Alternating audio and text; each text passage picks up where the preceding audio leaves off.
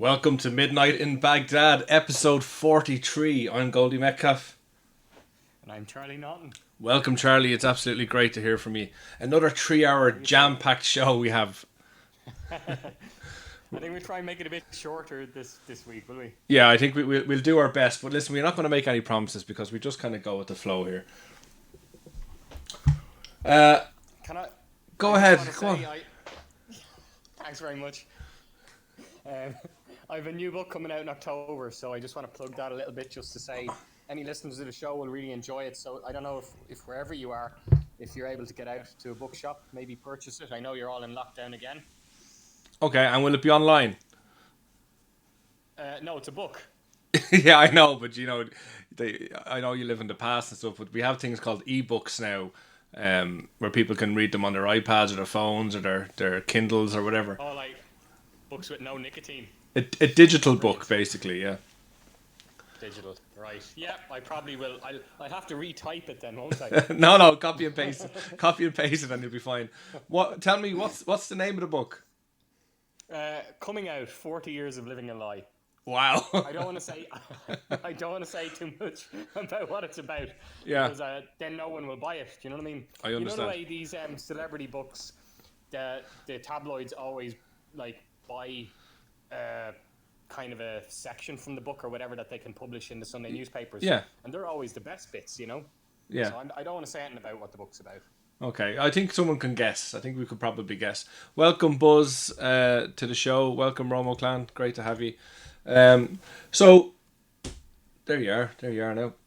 So this book is out next week. You have a plug there. I will just say, Charlie, best of luck with the new book. But I already have written it, thanks. with the success of it. But if you're going to do a plug on the show, will you please run it by me in advance? And we don't need to get into an argument about it. But that's stuff that you should be letting me know in advance. Because there's ways of monetizing the shit out of this stuff. So just run it by me. It's unconnected to Midnight Baghdad. So why would I share half the profits with you for a book? No, I'm not asking for half. I'm just asking for a bit of respect. But speaking of monetizing, and it brings us nicely into our next topic. Speaking of monetizing opportunities, I suppose we're going to look at Neil Naik, and this was a story sent in to us, funnily enough, by Buzz during the week, and he wanted us to talk about it on the show. So this guy Neil is a fella who sells piss jugs for $500, and if you're looking at the screen, you can see it now. All right, this is in the Macomb and Oakland County, so you're talking probably Florida, is it, or South Carolina or somewhere like that. And this basically what this fella does, he goes around the country collecting piss jugs on the side of the road, and then sells them online. And he has one from every state, he says. And he's charging $200 a piece, but $300 if it's Hawaii or Alaska, because they're harder to get to. Do you know what I mean? Like this fucker. There, I suppose, yeah. Well, yeah, not only but he's travelling the other fucking 48 states. Do you know what I mean? So why he can't... Obviously, Hawaii's out on a fucking island, and Alaska is like basically up on the North fucking pole. Do you know what I mean? So they're obviously going to be very tough to get to. But this fella's crazy. Now, obviously, there's a couple of things that would strike you there with that. I don't know. Can you see these pictures that I'm putting up here, Charlie? I'll try. Do I need to go onto YouTube? Is it? No, if you want, yeah, or onto the Facebook page. But don't worry about it. But what gets me here is these are kind of like 3 litre, like 5 litre maybe. I don't know. Maybe somebody who buys this, it's like it's like an iced tea jug or something. I don't know. But it's a massive. Do you know what I'm trying to say? Like a 5 litre thing, something you get in Lidl. Right. Yeah. Like, and who the fuck has that much piss? Oh, that's one person's piss. Well, You haven't presumably. accumulated all the others. Oh, well, I suppose, yeah. So what I was thinking, because the way this works is, obviously, if you're driving in your car, welcome Boston chick. If you're driving in your car in the States, and there's so many thousands of miles between that and the next toilet, so people are actually pissing on the side into bottles and then throwing them on the side of the road. So presumably, I would have thought that he's just going around picking up these bottles. And I'm thinking, how does somebody have 5 litres or 10 litres of piss? How long were they fucking holding that, like? But Like, you can imagine how long he was waiting for that. But I suppose if you're saying that he's gone around and he's actually mixing all of that particular state's urine into one, well, then maybe that's more realistic. Thanks, Buzz. Buzz has said the same thing there, and he says truckers throw jugs of puss. I assume he means piss out the window while driving. This is the, That's a whole. That would be a different marker, wouldn't it? that could go a whole different way altogether. Yeah. Yeah. No, but you can imagine how truckers, yeah, because they have to drive thousands of miles, so they probably are holding it.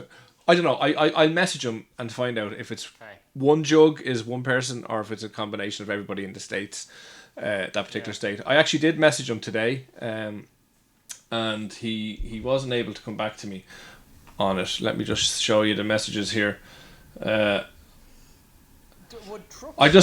got onto him today. I said, "Hello, Neil. Just wondering if you managed to sell your bottles of piss." And he says, "All sold out. Getting a new batch in a week." And I just let him know then that we were on the podcast and to call in if he wanted to give us a shout. Yeah.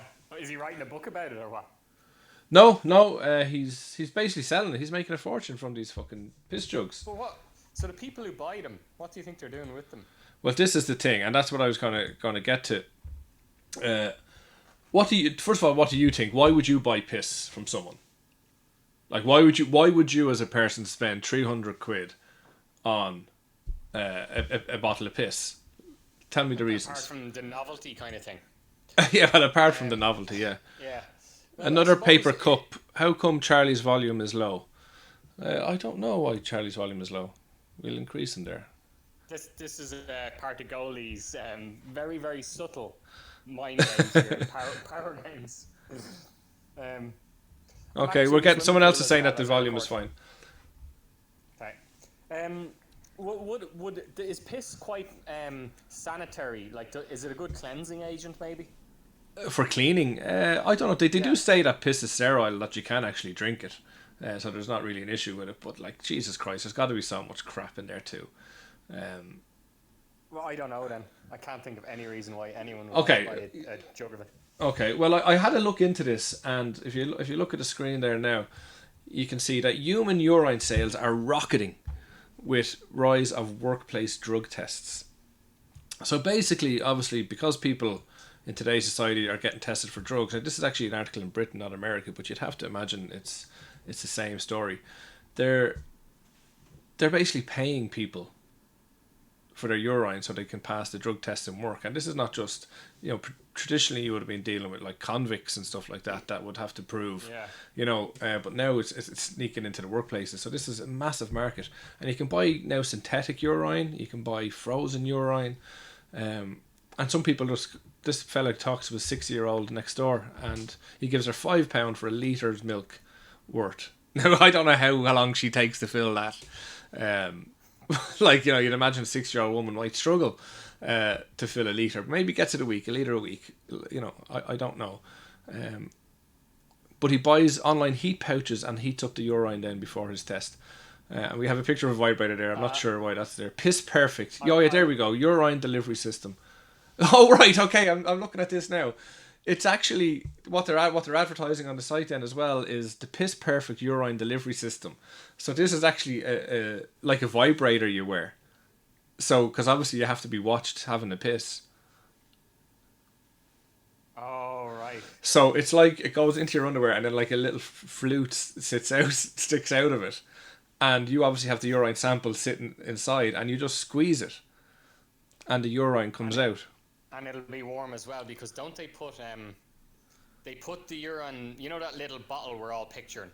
Yeah. When you do the urine sample, they put a bag around it, and the bag changes color if the urine is warm, to make sure that you haven't basically what that you're you haven't saying, cheated. Yeah, no. What this is, he uses heat pads. Kept it warm. That's he keeps it warm, but it's actually it's an actual penis that you wear, filled with urine, a fake penis filled with urine, and you squeeze it out. It's amazing, absolutely amazing. And that they're £106. Made out of how much? £106 sterling. So you're talking 120 quid. But I suppose if it means you can take drugs and still keep your job, well then sure, why wouldn't you?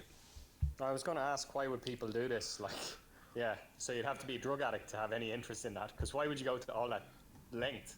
I know. Just to fake your own. It's Do you crazy. remember at the start of lockdown you had bought a plaster cast of your penis? Yeah, well, I didn't buy Did you end it. up doing that in the No, end? I have it in my As a hand right now. present, yeah. I have it here. Look. Like a stress ball. Is it? No, it just happens to be beside me. Clone a Willy. Yeah, I still have it. I haven't used it yet. It was. Thanks, Ron McClan. It was a gift from a friend. I didn't buy it myself. And I think the idea is that I give them out, copies out to some of my mates' girlfriends and stuff. So, we'll do that during. I just haven't had a chance to do it. Like, it's bad enough when you go, I have 5 minutes to masturbate now, but the thoughts of fucking getting it ready and trying to keep yourself up for so long to put the cast on, it's an effort. It's going to probably have to be a team effort, I think. But we'll definitely get to it. Would you, when you're presenting this show, find you over the course of the 3 hours you're steadily getting more and more erect? During the show? Yeah. No. You'd start at half mast because you're kind of... No, okay. I'm What just about putting the up on the listeners? screen. I can't find the thing there. I was trying to find it on the screen for you to Can put we it have up. a giveaway in the podcast? Buzz wants to know. Well, That's a maybe very if good Buzz idea. Gets around to doing his plaster cast of his willy. We'll have giveaways. That would be a good idea, yeah. He gives that away left, right, and centre to anyone who asks. Well, what we'll say is if you're interested in getting a cast of the penis, just put your name in and say I would like a cast of your penis, and we'll put you into a draw at the end of the show. So That's easy. it is. It Like is. 98 FM sending out stickers and you have to stick it on the bumper of your car. Do you not think we should try and promote the show a little bit that way? No, I think it's fine. We already have one I entry. want a penis. I would like a Okay. cast of your penis. Buzz is after putting in. Buzz, you're in the draw. Okay. Okay, but so Buzz, that did your teacher never tell you that whatever you put up on the internet stays there forever when you're looking for a job? this is going to come back and bite you. But so yeah, basically there is a massive demand for people's urine. But not only that, they're actually Sorry, how much does he sell it for, goalie? 200 unless it's from Alaska or Hawaii, and he charges you 300. But I'm just putting up another article on the screen there now. If you're watching from Twitch or Facebook, urine dumping unleashes stream of roadside hazards. So basically, this has become such a problem. Now, this is in '99, so you can only imagine how the problem is now. It was a massive problem and it was causing a hazard, and people were kind of cutting the grass at the side of the road. The highway maintenance Yeah, the people or bank whatever. yeah. And they were going over, like, they were lawnmowing the grass and smashing splattering the bottles, because they're all plastic bottles and they'd be covered in fucking piss. So like they actually built a special lawnmower with splash guards and stuff on it. Like, North Dakota officials estimated that their road crews get splashed 20 to 40 times a year. That's a fucking lot. Like, imagine Crazy. some My people God. go to work and you think, oh, am I going to get home today, or am I going to do okay, or am I going to get that bonus or whatever. These people are going to work going, I wonder, is today the day that I get fucking piss all over me. So there's basically in Dakota they've brought in a $250 fine for people that are found leaving their waste on the side of the road. But I was just thinking that this guy. Presumably, they throw it from a moving lorry, do they? They'd be driving. Yeah. Because if you're able to stop, you would have just got out and had a piss on the side of the road, wouldn't you? You wouldn't. You wouldn't have got it. You wouldn't have stopped the car on the highway and then pissed into a bottle, and then left the bottle. Do you know what I mean? That would make absolutely no sense. No.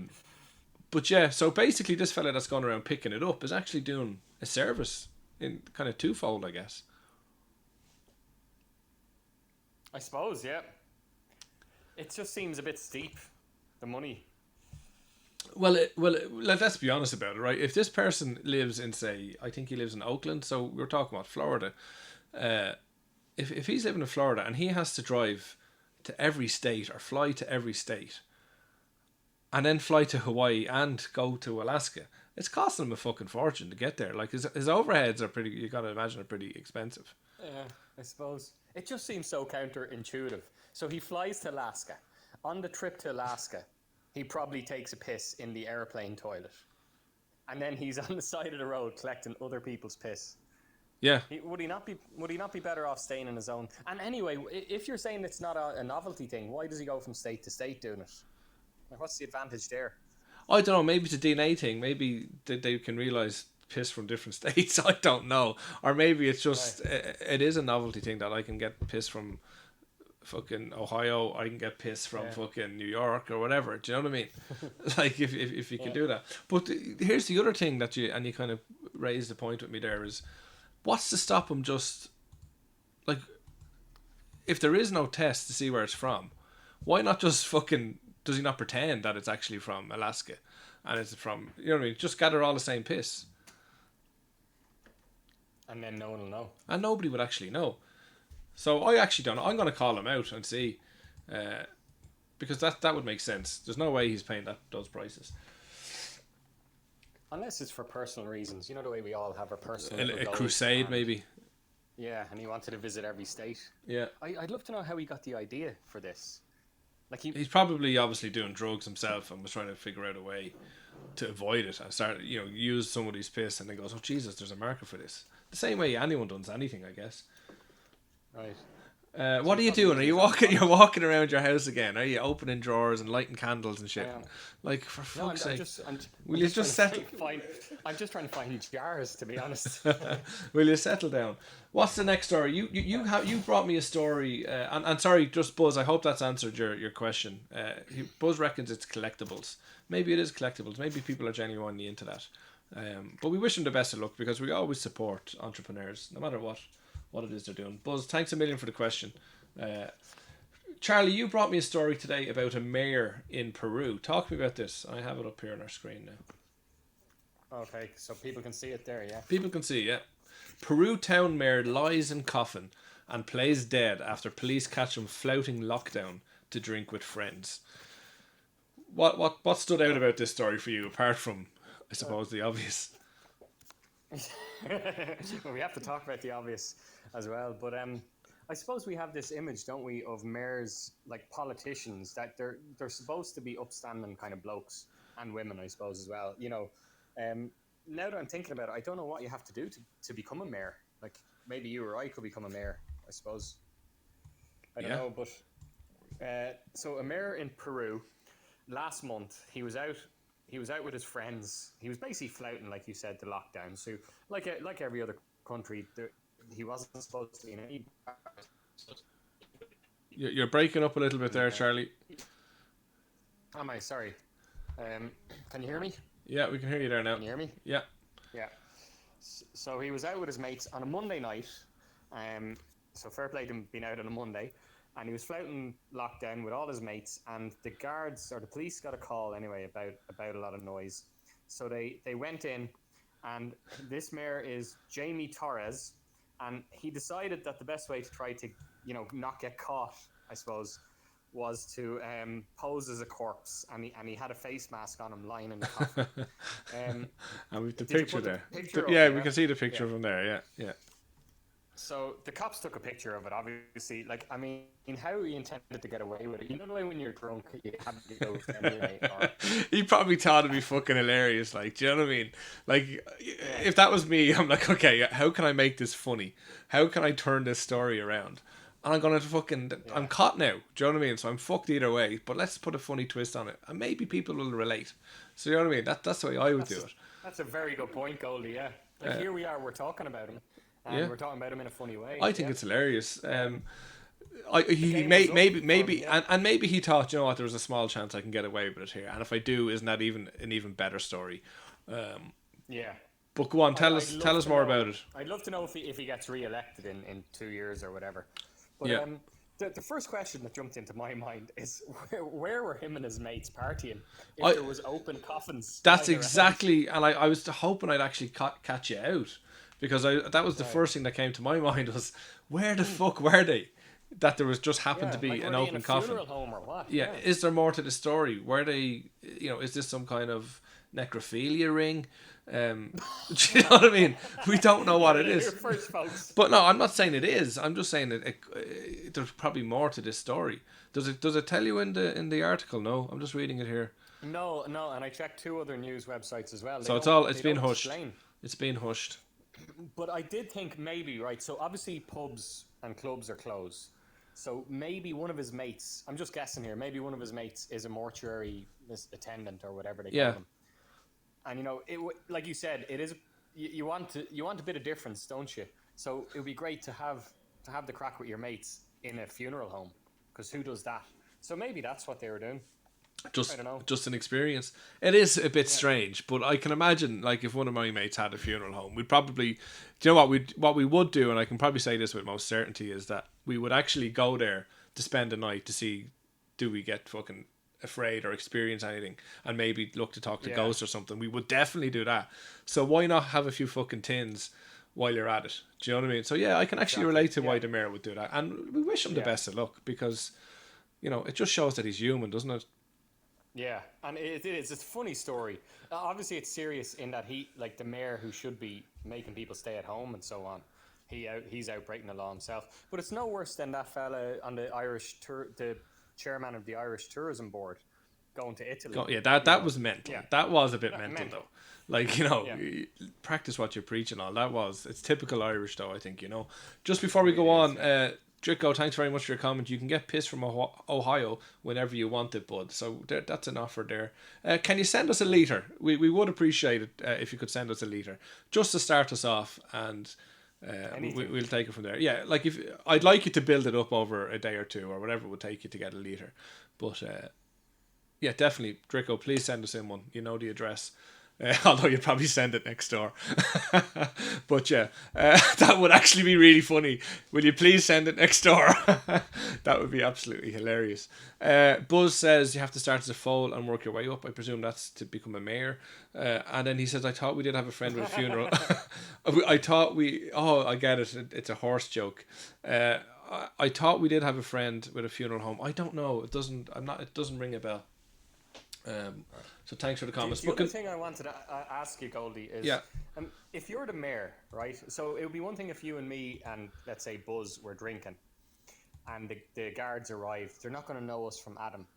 But if the mayor of the town had died, it would have been news, wouldn't it? Everyone would have known. Yeah. So did this guy not actually think he'd get recognised in the coffin, and a cop is going to say, geez, I didn't know the mayor had died. Like, that would have been all over the news. Well, I don't know. Who's your mayor?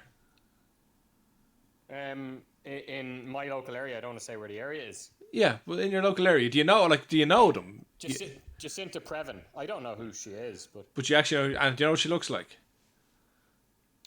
White. That'd be about it. No, but genuinely, do you actually know what she looks like? You see, that's my point. So you're talking shite, right? I don't even know who the mayor of my area is. I'm done here.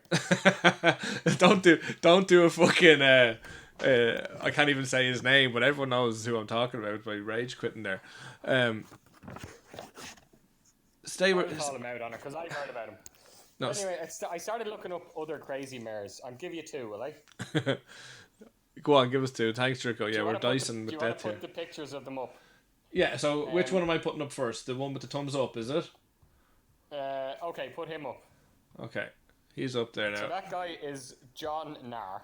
And he's the mayor of Reykjavik, the capital of Iceland. Okay. And as you can see by the picture, he wears Jedi robes. Yeah. when he's performing his public office. So I suppose he's a big Star Wars fan or something. Maybe it's a big thing in Iceland. I don't know. Yeah, but isn't that cool? Like, do you know what I mean? Like, that's like a friend of mine too. But what? Name and shame, Goldie. I couldn't be naming shame, and Jesus Christ. Well, I'll tell you what. It's our friend Bruno.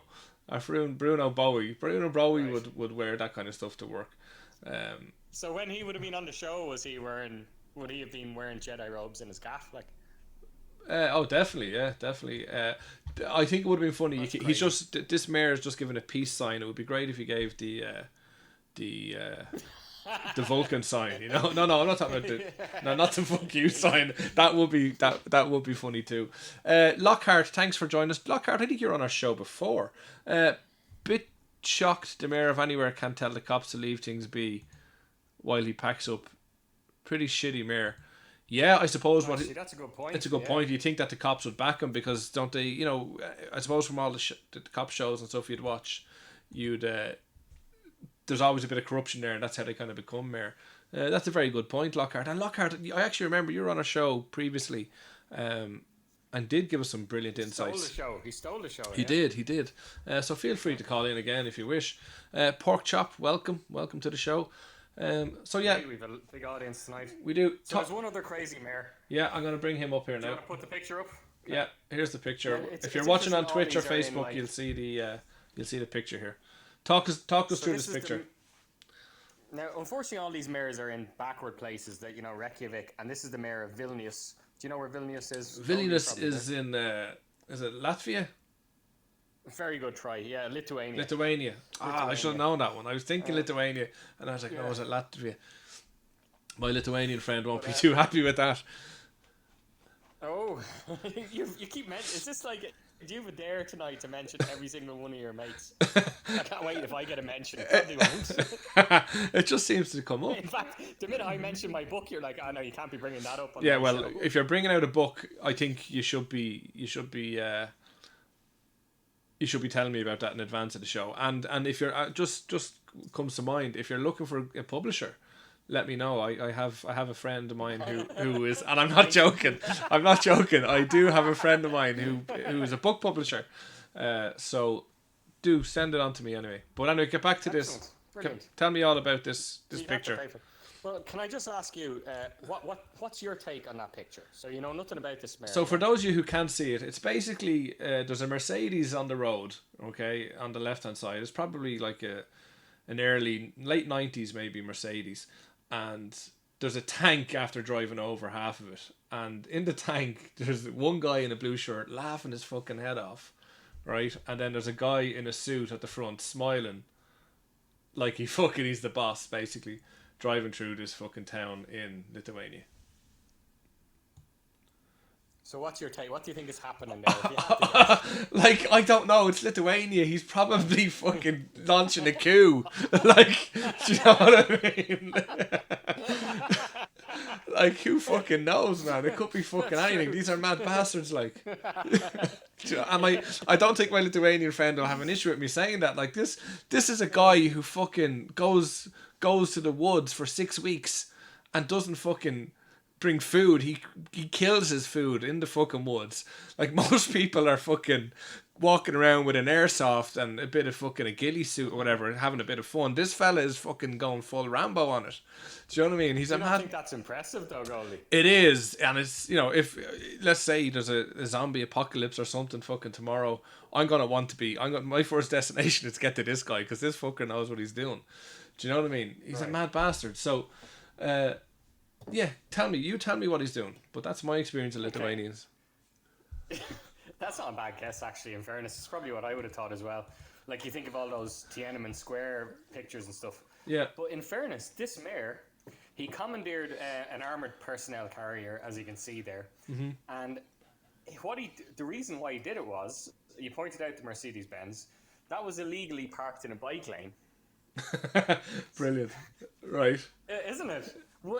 If you were living in that town, you'd vote for that fucker, wouldn't you? Oh, so basically, this is why, this is him saying that if you vote for me, there'll be no more fucking parking in bicycle lanes. Like, I'm going to get fucking serious. So all the cyclists start voting for him. I also think as well, when you think of the Merc, you think of rich people, that kind of way. So he's probably saying, I'm for the common man. Yeah. I'm sick of rich people getting away with this. Like, when I saw the picture first, I thought, like you, I thought he's a nut job. But then when I actually read the story, I was thinking I'd vote for him. Fair play to him. It's a brilliant publicity stunt, and it's funny, and he's actually in a weird way, doing good, kind of, Yeah, I suppose at the end doesn't justify the means, but yeah. But I get what you're saying, but obviously he's after working this out, because presumably he's going to have to pay the damage and replace the car. Do you know what I mean? So it might cost him 30 grand to replace the fucking car. But that's probably cheaper than running a big TV advertisement or campaign, or do you know what I mean? With just one hit. Exactly. Yeah. Randy Frettes, thank you for joining us. A one-hit wonder indeed. I like it. I do like it. Pork Chop says, haha, best mayor ever. Now, definitely, you would vote for that guy. I suppose you would. That's it. Exactly, Pork Chop. I would, yeah. Yeah, absolutely. He's got his campaign set up there. It's brilliant. But when you look at the picture, you think, oh, geez, here we go. Like a nut job. It's funny. Did you come across any other interesting campaigns? I did, but I won't go into them because we don't want the show to be 3 hours. No, give us one more. I think people want to hear one more crazy campaign. you sure? I'm positive. I'm positive. Who wants to hear it? Everybody. By the way, we've only got one entry. We've only got one entry so far for the cast of the penis. If you're looking for a cast of my penis and want to enter the prize draw, just put your name up and say I want a cast of your penis, and you'll be entered into the draw at the end of the show. Oh Jesus! I'd love if you actually did go ahead and do this. Well, listen. If I will, like I said, I will. So I just need more than one person to fucking enter the draw, you know. But I can't enter it if I'm a co-host. Okay, I'll give you another crazy mare while you're thinking about it. Porkchop says they'll pass on the cast, but I'm down for another story. Excellent. Yeah, tell us another story about the judges, or not the judges, the mares. Yeah. Well, this goes even bigger than a mare. This is someone we've all heard of. Like, we hadn't heard of the Lithuanian lad and the Reykjavik lad, but we've all heard of Silvio Berlusconi. Yes.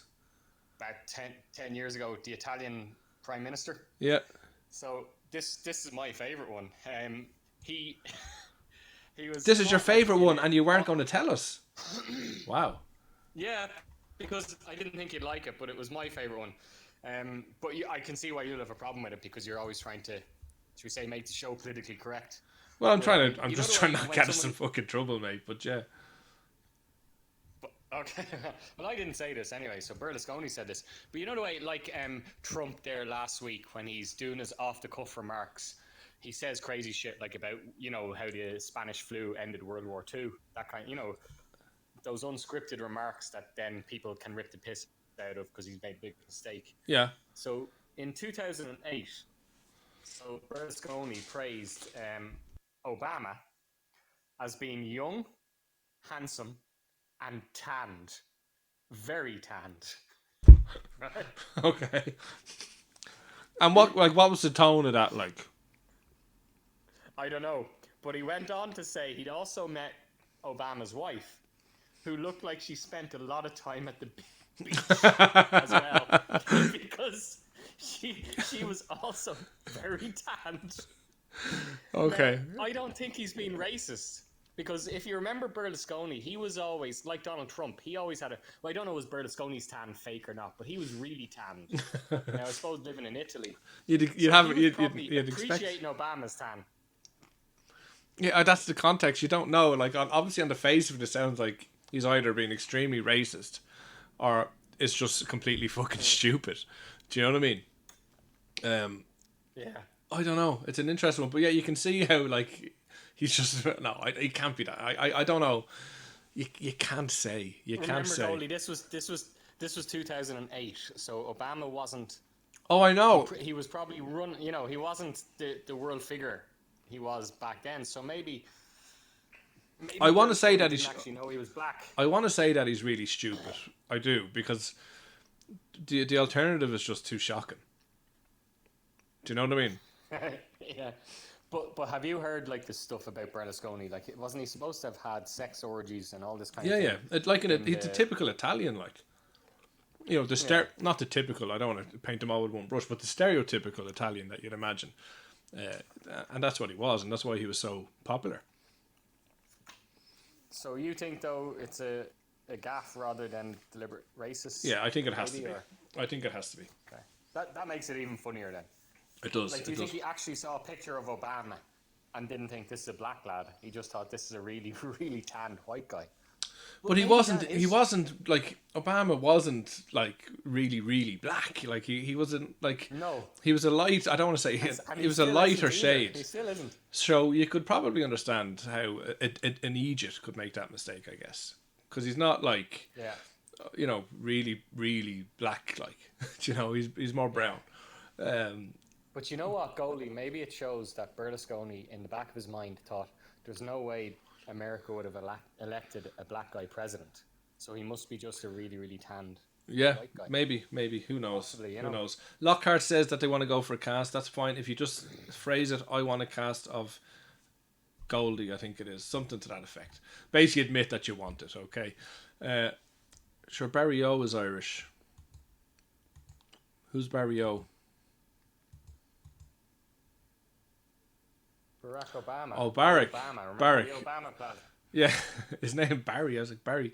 Yeah, Barack Obama. Yeah, he is. He has Irish ancestry, doesn't he? So that he's obviously not going to be extremely black. But that's fine. What's that bit in the Colin Farrell film where they talk about the blacks, the Dublin, or the blacks of Ireland, all that? Do you remember that? Oh, was that the Intermission or? No, I think, are you talking about the recent one there? One of the that English fella in Bruges, is it Lockhart? Guy Ritchie? In Bruges, Guy Ritchie. That's who I was looking for. But actually, no, it's not the Guy Ritchie one. You're right, what is it he Lockhart. says? It's in Bruges. He basically says what you're saying. I don't remember offhand, so I'm not going to try paraphrase and get ourselves in bother. Okay. Let's move on. Thanks a million for those stories. I kind of regret asking. I regret asking for the third one now. But however, Really? Why? we went down a dangerous path there. Right, we're going to I warned you. Yeah. I know you did. To be fair. So this was sent in to us by Romo Clan last week or 2 weeks ago, and we're only going to get to it now. But Hong Kong property tycoon pitches new city idea to Ireland. Have you heard about this at all? No. And this is what's amazing me is that, like, I didn't hear about this until Romo Clan kindly sent it in, and nobody seems to know about it, which is fucking even scarier, because what it is basically this guy from China, Hong Kong, Ivan Ko. He hopes to find a site between Dublin and Belfast to host 50,000 fellow Hong Kongers. So he's basically looking for land in Ireland. He wants to buy land off us so he can build a city. He's going to like build a city on some green land. On the Irish. Yeah, like somewhere between Belfast and Dublin is where he's looking. And he's just going to build this massive big city. But it's for people from Hong Kong. He's going to bring all the people over to populate it. And they're going to have they're going to operate under their own kind of laws and stuff. Do you know what I mean? Like, they'd be using is it the yen that they use over there? Or the won? No, the yen is Japan. Is it the won or something? I think they call it. Somebody let me know. But they're going to currency. The Chinese currency, yeah, the won. I think the won. But I know. I'm trying to pronounce it so it sounds right. I'm not trying to be racist in any way, shape, or form. I'm actually trying to be respectful. Can I ask, did you move your fingers anywhere near your face there when you said that? A little bit, yeah. Yeah, okay. I think I'm getting it up here now. The Chinese currency. Oh Jesus, the renminbi.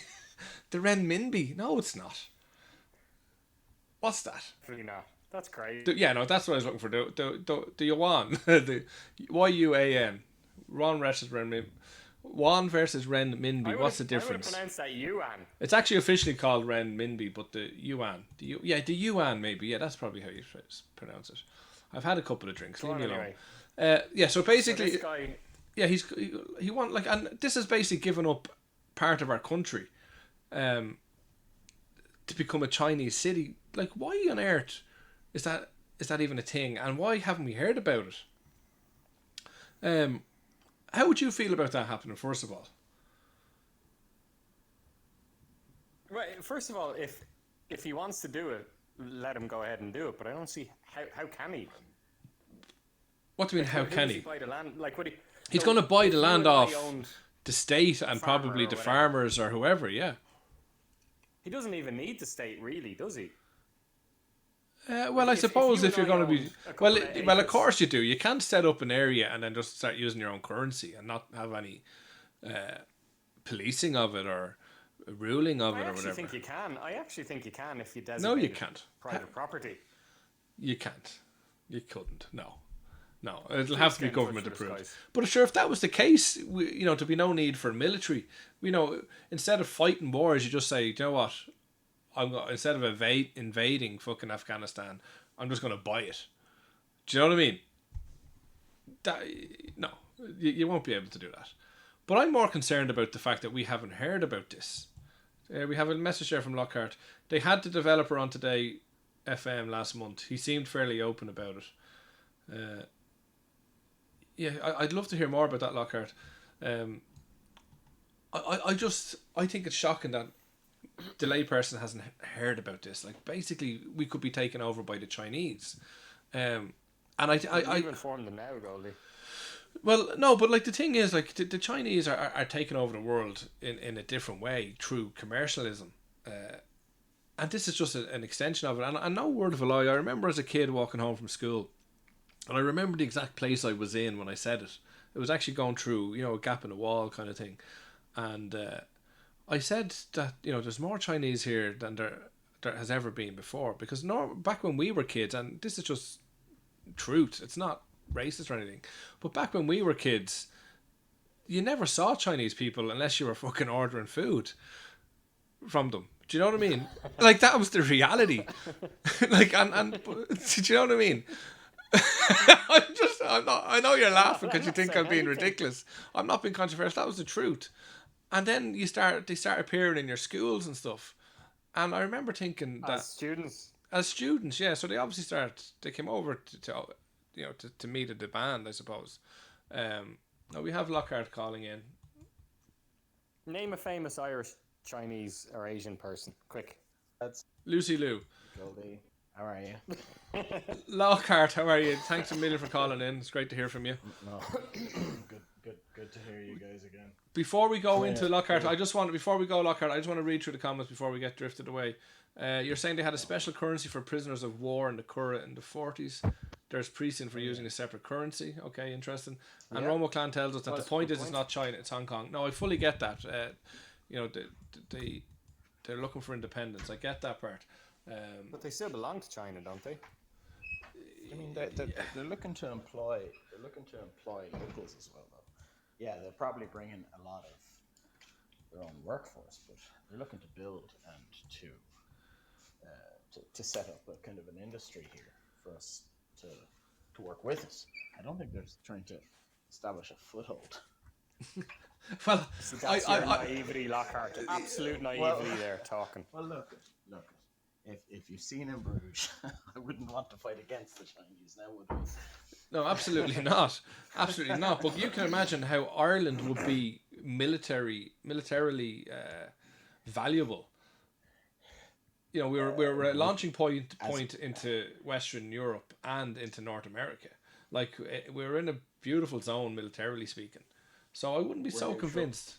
We are neutral, but not if the fucking site that this person opens a Chinese city and starts fucking making ICBMs. Do you know what I mean? IBMs, you mean? IBMs. IBMs too. You can't. It's still Ireland. They can't just come over here and just start mining and making whatever they want. It's still Ireland. Like, they can't set up a bloody country. But mate, this started with a Chinese restaurant, and now they're looking at buying the land. And I say that kind of jokingly, obviously, but that's essentially what's happened here. So what's in 20 years' time? Same thing about the. Yeah. In 20 years' time, where is it gone? And like, will we still be on the show, or will somebody be having a show going? I remember instead of me saying, well, I remember when I was in school. Hello and welcome. No, there was no Chinese people in the schools. I can remember that, but they're going to remember the day this happened. Yeah, and I can remember. I'm sure the Americans can remember back in the 1850s when there wasn't an Irish person in the schools, and now there's over 60 million of them. Like, you could have said the same thing about any populace moving or immigrating or migrating to another country. Like, it just happens. Well, I guess I'll accept that for Irish people, we were, back when we were kids, we're probably only relatively new to the world, and of people wanting to come here or whatever, because we didn't have people of different nationalities. It was extremely rare, no matter where you were from. Do you know what I mean? Yeah. So yeah, you could say that about. What's this guy's end game here? What's he hoping to get out of it? Industry. We're the only English-speaking country in the Eurozone. Like, why wouldn't they want to establish a base here? So you're talking about it as a base, which again has connotations. A base of operations the same as Facebook, the same as Apple, the same as every else with the relatively low corporation tax. Like, even at 12%, we're low as far as corporation tax. Yeah, and I read some of the article, and it said that the tax rate interested them and stuff. But I think it's a very, very slippery slope where a country starts selling its land to other countries. Course, if it was an island, you might accept it a little bit more. But they're not selling it to another country. They're selling it to a private individual who happens to be from Hong Kong. Is that right? You act as if we paid for our own roads when we used German money to build them. You act as if we paid for our own buildings when they were built. Fucking love Lockhart. I really want to do a show with you, Lockhart. We smuggled an English architect named what's his name, Gandon, over here, right? We had The to Salt smuggle March him guy. in. No, the guy who designed the Bank of Ireland. He is and Buzz. the Peaceful Parliament protest. House. No, you're thinking of Gandhi. Gandhi from India, Mahatma Gandhi, Yeah, he's thinking of him, but or no. Mahatma? Is it Mahatma? But now we're all Mahatma. picturing him with the Mahatma mad Gandhi. rug thing he knit. Didn't the Gandhi effect. do you know his glasses showed up at But and the next day they opened up Indian I restaurants. heard that too, Do you know what I Lockhart. mean? Yeah. Yeah. 2 days missing. Yeah, mental. Yeah, that was mad. But look, no, we smuggled in an English architect during the Rising, like so he could finish off the bloody some of the stone buildings during the Troubles. Like we built this country, or other countries built this country with On rock and roll. forests. Yeah, no, I get that. Exactly. I So get that. Why shouldn't we be I a don't know if you technological do go powerhouse like the Chinese? Yeah, but it'd be different if he was coming over here saying, "I want to build a city for you and your people," and Well, why would anyone build a city for us and our people? That's naive. He obviously wants to make some money. He obviously wants a tax base. He obviously wants to push himself forward. And he's limited by the communist regime in China. He's not limited by a nice, capital, easygoing, light tax rate here in Ireland. Like, you can imagine a nice city. I fully get why he would want to do it. You seem to be arguing for him, Lockhart. Like, I get why somebody would want to do it. If I thought I could save up and fucking buy a fucking patch of land in a country, I'd fucking do it. I get that, but from our country's point of view, I don't know why we would allow it. Yeah. Lockdown. I think, First of all, as a country, is our country allowing it? Our government? I presume not. No. It's not planned. It's being sussed out. It's being investigated as potential. He's not just looking at Ireland. He's looking at other countries. Yeah, as well. he has a And he's meeting looking in a at the couple of months' potential. time, but I think I read an article where the Irish government have basically said it's not going to happen, that the Irish people Why? have only just got our freedom and fought Because so hard we for our can't. freedom. No, it says You that... can't get planning for 300 houses. Let alone police. Well, there's that aspect of it too, I suppose. But no, they basically said that we, as Irish people, the Irish psyche would be that we fought too hard for our freedom. We're not going to sell it. I'd go work there. And I'd be the first one in there. Yeah, but you're I into work Asian for- chicks, I'd say. An expatriate Chinese country. Well, if that's the case, expats pay all tax, don't they? Yeah, but pay you're like not an 5%, expat 10%. just because you I work am- there. Why not? Buzz, what freedom did you get? You're living in America. You're the Civil War, mate.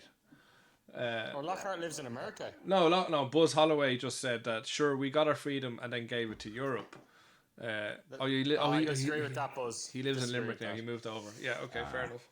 Lockhart, United did you States see of the Europe. show Devs? Devs.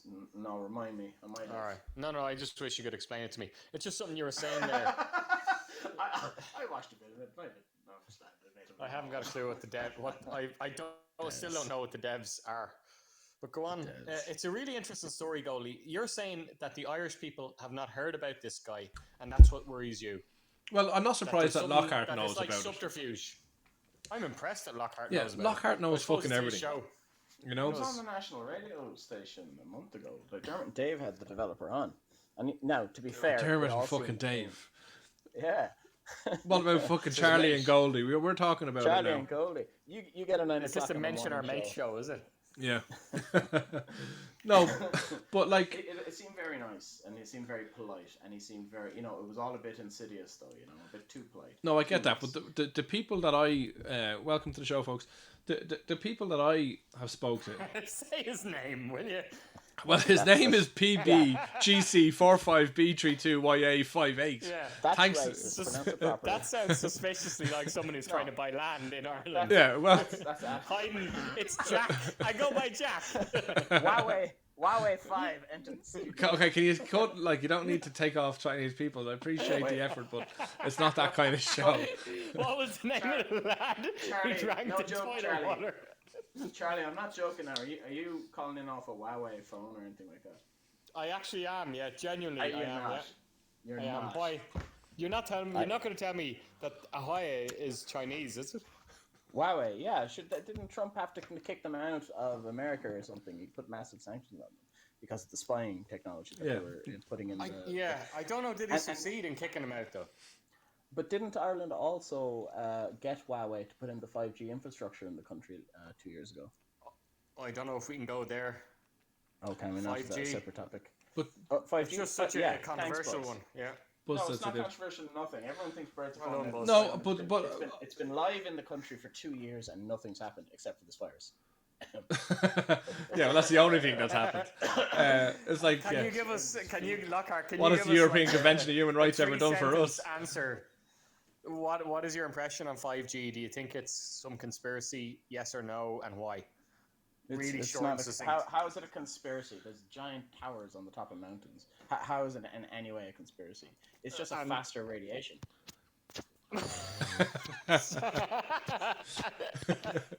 Fucking Fox Mulder on the show. Okay. It is. It's the opposite of Fox Mulder. How is it a conspiracy? Well, let's build this giant tower on top of a mountain and then keep it a secret from the whole country.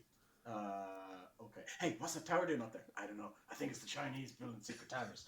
Really? Yeah. Hey, let's get on the internet, on the 5G, really, really quickly, on our video blogs, and then blog about it. How? We don't have any internet. Yeah, it's there. Look, just link to the tower, password. Hold on a sec. Does anyone have 5G? It's like a fucking dialogue. Fucking tune in next week to find out what happens. Will Lockhart take down the tower? Like, for fuck's sake. I can see a tower from where I live. I can see one of the towers. And it's a 5G tower. It's a 5G tower. How do you know it's a 5G tower? What, do they look any different, do they? It's been operational for 2 years. They tested it in 2018. It went live in June last year. Imagine broadband came around to every house within all the villages around and said, "Hey, you guys, sign up." And I'm like, "No, I've got fiber outside there. Why would I get 5G when I've got like 1,000 gigabit Sky broadband like right here?" And they're like, "Okay, you sure you're doing 5G?" And I was like, "I'm sure." So they called around to you. Yeah. Wow. They one house by house around every village in the for like 10 houses. Every house in the village, folks. There was about 50 houses. That's crazy. And I have a guy calling me like from 3, calling to my gaff saying, it shows up on our website that you don't have internet. Would you like it? And I'm like, no fucking way. You're not catching me out. Yet you're willing to talk on a podcast using a Chinese phone that has been proven to contain spyware. So like, sorry, Charlie. I'll be absolutely honest. Sorry, I'm Charlie, using the spyware myself. Sorry, Charlie, you're breaking up there. Could you repeat everything there for the last 30 minutes? You're breaking up. Fuck's sake. You're a contradiction in terms, yeah. I am. Well, listen, we're going to move on. We got a little bit sidetracked there, folks, and we do like the sidetracks. But Charlie brings us... Lockhart. Charlie's, I think, theme tonight is people in power, because he's going to talk to us next. Oh, very good, Goldie. Filipino. Actually, doesn't sorry, I had a good joke. Lockhart is I had a good joke earlier on that I forgot to say about the guy About that Filipinos? was about the fella that was lying in the coffin, the mayor. You said he was a stand-up guy, and I'm like, well, he's lying down now. It's obviously the timing is about 20 minutes too late, but no, that makes it funnier because we're drunk. Yeah, but that's what I wanted. Explain it to me again. So, okay. No, I know you get it. But Buzz has a joke for us there. Tell us the joke, Buzz. Does anyone use coconut oil for cooking? I don't think that's the joke. I have done in the past, yeah, but not in a few years. That's with the crazy Iceland lad, is it? Coconut oil? No, it's like a jar of basically coconut, like spreadable coconut, basically. All right. And you use it, and it does taint the food a little bit. Like it's obviously a very healthy alternative, but okay. So what's the joke? Yeah, we're waiting. We're going to fill this. This is a filler. Okay, here, the lesbians next door bought me a Rolex for my birthday. Think they misunderstood when I said I want to watch. Very good, very good. Thanks for that, Buzz. I'm going to be totally honest with you, Buzz. I've never.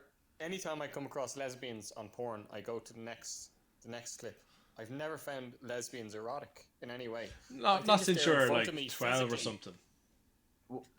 But yeah, I think if it was really live in front of me, but on a phone, no, it doesn't do anything. You need to see. I always I always penetrating. thought that there'd be less objections to all the gay rights if they just showed more girls kissing in the gay rights campaign. I mean, I know that that's a bit PBG controversial, says it's not very but nice. Yeah.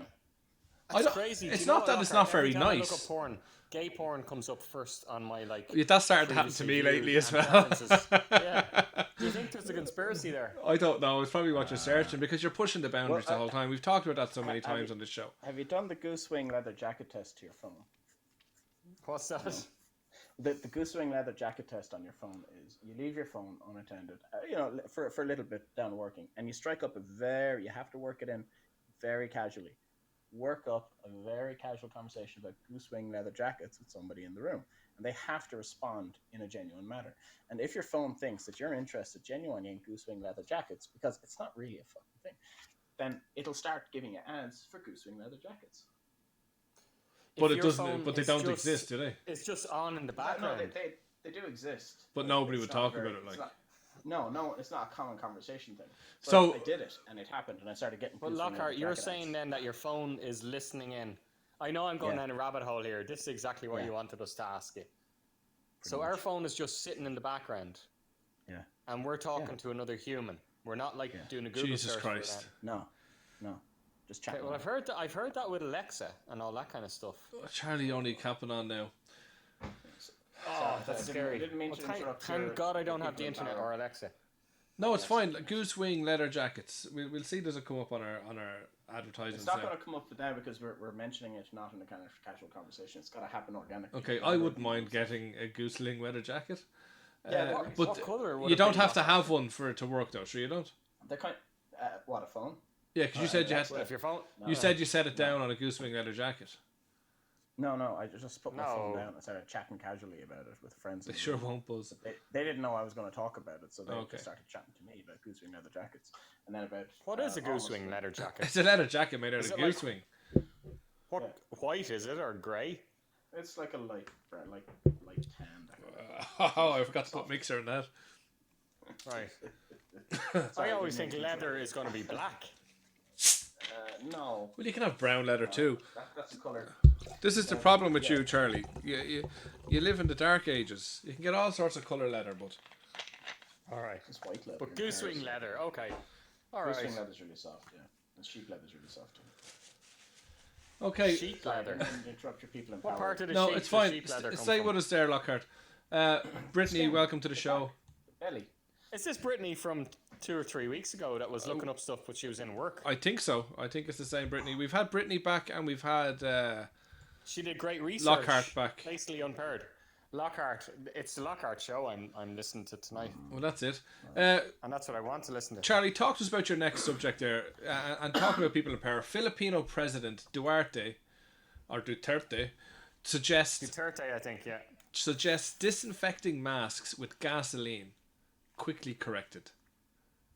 Yes. Health officials so quickly this- said the president was joking. Okay, this is like a Trump-esque moment, isn't it? It is, yeah. Only this guy Tipperary. apparently does it deliberately. So this is. I'll be honest. This story is a month old. But yeah, the Well, Phil- your the last one was president of about the 4 months Philippines, old, but go on. Duterte. He was being interviewed, and like you said, it's a Trump moment, so it's an unscripted moment.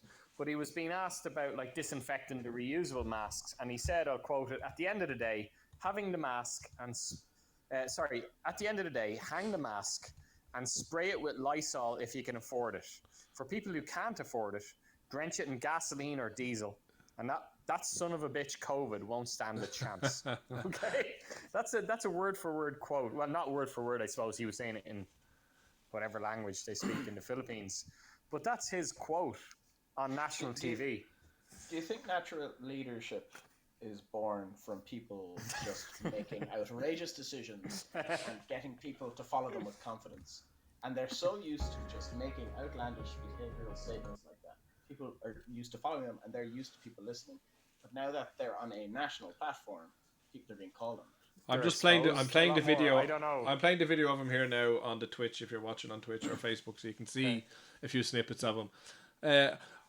I The thing here, Lockhart, is sorry, go on. Can I obviously the last time we agreed, and I just want the opportunity to see, is this what you're thinking as well? Is this a way for him to actually wipe out the lower class? Or is it just a gaff? Like, is it aimed at the people? Because if you can't afford to buy the Lysol, you're obviously not good enough to be in society. So therefore, gas yourself. Essentially, is that what he's saying? In your view? Well, that's what I was thinking. What is his agenda here? And is this eliminate the poor? Yeah, brilliant. Like, you and I are on the same wavelength here. Because Lysol, I'm guessing Lysol costs in Ireland €2 or whatever, so it's not expensive. So most people can afford it. Now, I don't think you wash... Do you have a reusable mask, yeah? I do, yeah. Yeah, so you just wash it in the hot water and... No. I just buy a new one. Well, then it's not reusable. No, but... a usable mask. No, but I'll use it for like a day or two or something, and then I'll just buy another one. Okay, right. Because, like, unless you're buying a good quality one, I've yet to find a good quality one that's not gonna stand through a wash. Do you know what I mean? Right. But just buy another one, or else I use the disposables. Like, yeah. I'll mix between, I guess. But let's say the common thinking then on reusable masks is you just wash it in hot water and washing up liquid, or you put it in the wash if you want. So this isn't an expensive thing. So I agree with you, Goldie. Does this lad have an agenda here that he's trying to eliminate the poor by getting them to douse in gasoline? But I have to be honest. So the Department of Health Undersecretary clarified immediately after he made these remarks. She clarified not to take the president's advice, and she said that we know this president. He was obviously joking. Now, I love this guy. So if you can go on live TV as the leader of that country, the Philippines, and you can say whatever you want, and then someone else will come on and say, "No, he was only joking." Yeah, that is a brilliant system. My apologies, that's me. But did the same thing in the States. And swinging Rockies in the Rockies, welcome to the show. No, I think the thing is, right, he says that as a president, and then somebody comes on afterwards and apologizes for it. Doesn't take away the fact that he said it. And it will still have the same influence. She didn't apologize, though. She's basically saying... Yeah, no, that he was joking. He's joking, yeah. That he's basically joking. He's not apologizing for it, because then it's admitting that liability. But have either of you two heard of the Stanley Milgram experiment? The name is familiar, but I can't think of the experiment. The Stanley Milgram experiment was set up in an effort to vindicate the Nazis for their efforts. Right now, I look. This is a roundabout way of talking about people in power saying whatever the fuck they want without consequence. Basically, they put a guy in a room. They hooked him up to electrodes in a chair. Right. They showed another person, the first person, hooked up to the electrodes and brought them into a separate room with no window to see the first guy with 10 buttons. Yeah. So then they start... I have heard about this, yes. Turning up the voltage, right? And every time they turn up the voltage, the screen intensifies until number 7, where there's no sound at all. And then it becomes blood-curdlingly bad in 8, 9, and 10. And if they get to 10... well, they've essentially followed the instructions, but there's 4 very specific commands. I can't remember them specifically, but they're the commands that the person in the white coat, who never says he's a doctor, says something like, please continue, you must continue, the experiment requires you to continue, you have to continue.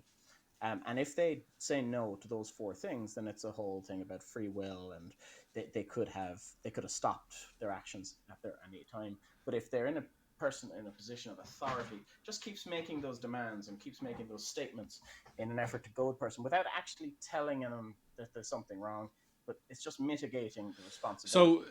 So for this to work, the person doesn't have to know what the buttons do. No, it was never said that they would electrocute him. You just hooked him up to electrodes, sat him down at a set of buttons, and heard screams. It was never said exactly what happens. And even if the other person asks questions about what's happening, is he okay? He's only allowed to say those 4 responses. Please continue. Yeah. You must continue. The experiment requires to. Okay, and tell me this: what did both buttons electrocute somebody, or was one not going to electrocute somebody? No, none of them electrocuted the man. It was fake, wasn't it? Yeah. It was faked. Yeah, it was faked. But it was just the impression, like it was a harmless experiment. Okay, because I'm taking it a poor cunt sitting there. Getting off on some kind of. No, I was sitting there going, the poor fucking. No, I was thinking, is there one fella that doesn't get it and the other fella does, and the poor bastard there is just getting it the whole time? Do you know what I mean? So, but they kept pressing it. They knew somebody was getting electrocuted, or they knew something bad Where was are you happening. going with this, though, Lockhart? It's amazing. No, it's a good test. I'm saying that a person in power, regardless of their actual role in society, their actual role in relation to the person who's acting, is able to administer instructions, and then this stuff happens. So you can say outlandish behavior or outlandish things. Go kill that man, electrocute that man, drink bleach, inject bleach, drench your mask in gasoline, completely indemnified of any responsibility, while the other person just does whatever the fuck they want because they have the choice at any point to stop. But the experiment was to see if the Nazis were just following orders or if they had the choice of free will. Obviously, they have free will. But all I'm saying is that people in power like this, they just indemnify themselves mentally and just say outlandish things, and they don't. If I remember right, though, Lockhart, the experiment you're talking about was a dramatic, embarrassing failure, in that most of the people continued on. They listened to the guy in the white coat. They didn't stop. They didn't show free will. Yes. I don't know. I didn't actually look up the results. I just found it interesting and thought. Well, come on. Who doesn't look up the results of something that they find interesting? Oh no! I was just reading about the process. I was more interested in the person. Well, if Lockhart, we really appreciate you coming on the show. But if you're going to come on the show again, come with the full information, will you? For fuck's sake, Jesus Christ! I think though the scary thing about Lockhart, the thing that he's referring to, is that it showed that the majority of those college students did actually. So these college students had people will do as they're told. The Nazi commanders for saying we followed orders, and they said that's ridiculous. They followed orders. They should have. Yeah. That was it. Yes. Yeah. People will generally do as they're told. That's the reality. Where people are sheep, and in the right circumstances, we will conform, and that's been proven time and time again in tests that people do not want to be the ones that are standing out. So as a society, our leaders clearly have a responsibility. That's clear. But does everybody else in the same manner not have the equal responsibility? Because everyone's in sheep. Like in my 20s, one of my favorite hobbies. To think for themselves, you mean?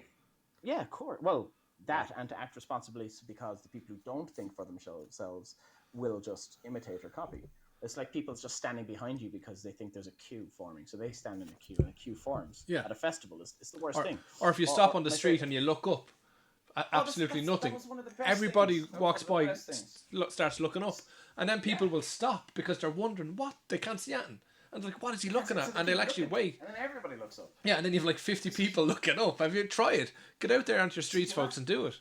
It's crazy. So if we all wear masks, for example, that explains so much. Or queuing at an ATM, indeed, Buzz.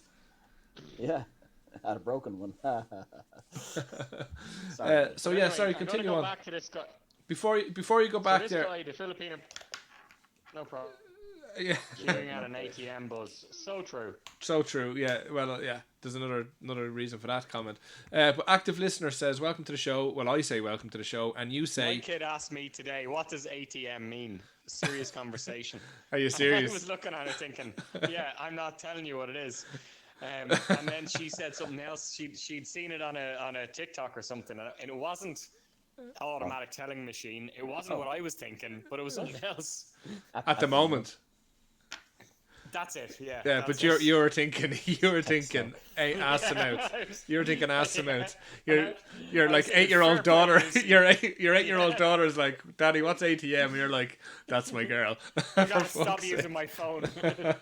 Jesus, and we joke about that, but obviously be very careful with what your kids are looking at. We'll move on. Second that, yeah. Active listener. We're not moving on. Okay, go on. Tell us your story. Continue it on. No, it's the same story. Do you want to talk to active listener? I don't mind. Okay, I just like when people are actively listening. So go on then. Go on. Actively listening. Active listener is active listener. Yeah, asks, could you like, what do you mean me, us people, like, Yeah. Give what does that mean? Are you, what are you saying about us? Could you people? Are we black? Like no, I'm not, people. or any kind of racial minority, not just black, obviously, but that's obviously. You can't say that anymore, but we forgive you. Shit. But give me your thoughts on professional huggers. People basically who get paid to give hugs. Beautiful. What are you doing, Goldie? That's not me. I think that's Lockhart. The storm is just kicking off. The hurricane just kicked off down here. Oh, what's the name of this hurricane? Ellen. Storm Ellen. Ellen. That's very appropriate, isn't it? Well, it is because I'm very sad about Ellen DeGeneres, but that's another show. Degenerous, not degenerate. No, DeGeneres. Yeah. I'd love. What is a professional hugger? Is active listener talking about like the tree huggers? No, they're protesters and hippies Like and someone who'd hug crusties you, and hug you stuff. at your house, like a hooker, but someone. Yeah, basically you pay just somebody hugs. to come over to you and give you a hug. A hooker. No, a hugger. A hug. Like a teddy bear hug. Do you know what I mean? Yeah. No sex, just hugs. Has that as a job. Yeah, so you could you could realize that like your missus is down today and you can't get home from work or whatever, and you might send her a bunch of flowers, but instead you could send her a hug, and this person would come in and say, this is from Goldie, and give you a hug, and you'd be like, okay, you'd actually enjoy the hug because you knew it was from Goldie. It's like enjoying Brilliant. someone else's penis. I'd say most of them are on COVID-19 payments right now, though. If I could get Yeah. a professional hugger discreetly, I think I would spend all my money on it. Right now, I've thought about this. A few people. God, what? No, if the worst thing happened, like, and I was left alone. and COVID I is a didn't person I'm afraid I of didn't too. want to. I didn't want to get a hooker. I'd get a hugger, and I'd just lie down with her, and I'd just get her to hug me. I'd love it. I don't think I could do without. What kind of price range is it compared to a hooker? And what if you're dyslexic? You could end up buying the wrong thing. We don't know the price. Did you ever hear that George W. Bush Jr. ordered a quickie in a restaurant? A Genuinely. quiche. Yeah, but he called it a quickie. Yeah, I wouldn't be surprised. I really wouldn't. I wouldn't be either. American president, you gotta love him. But no, it's a professional hug. I think it's a beautiful I've thing. never heard of that. That is lovely. Do you know anyone who has that as an actual job, though? No, I don't. But I can see how it could be. It's really, really thoughtful. Now, you'd obviously expect the person who's hugging you to be clean and smelling good or whatever. You don't want some horrible. Yeah, you don't want some horrible bastard coming out to you to give you a hug. No more than you. No more than you want. Though, would you? Well, yeah, you'd want them to be pleasant to hug, I guess. And would you want it to be a member of the opposite sex? Yeah. Tall. Well, you could have But you I could have agree the with option. Buzz is saying I would imagine arousal is expected. I actually I would feel a think so, hug a from a little bit. man is more powerful than a hug from a woman. That's what I think Buzz is talking about.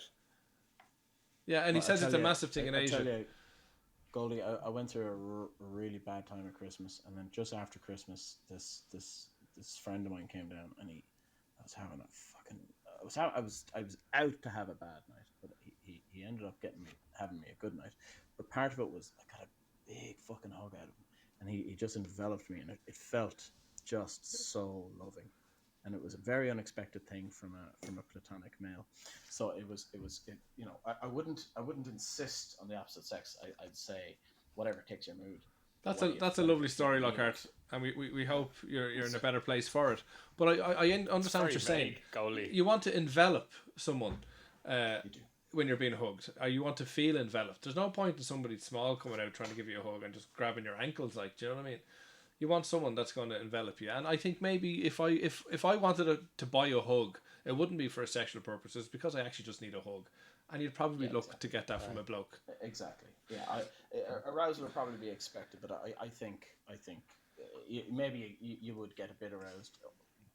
Be natural, especially if it was a good-looking girl or something. But I don't think it's mandatory. I think getting a nice hug from somebody, Gentlemanly hug. half But can an I hour ask an honest with- question, guys?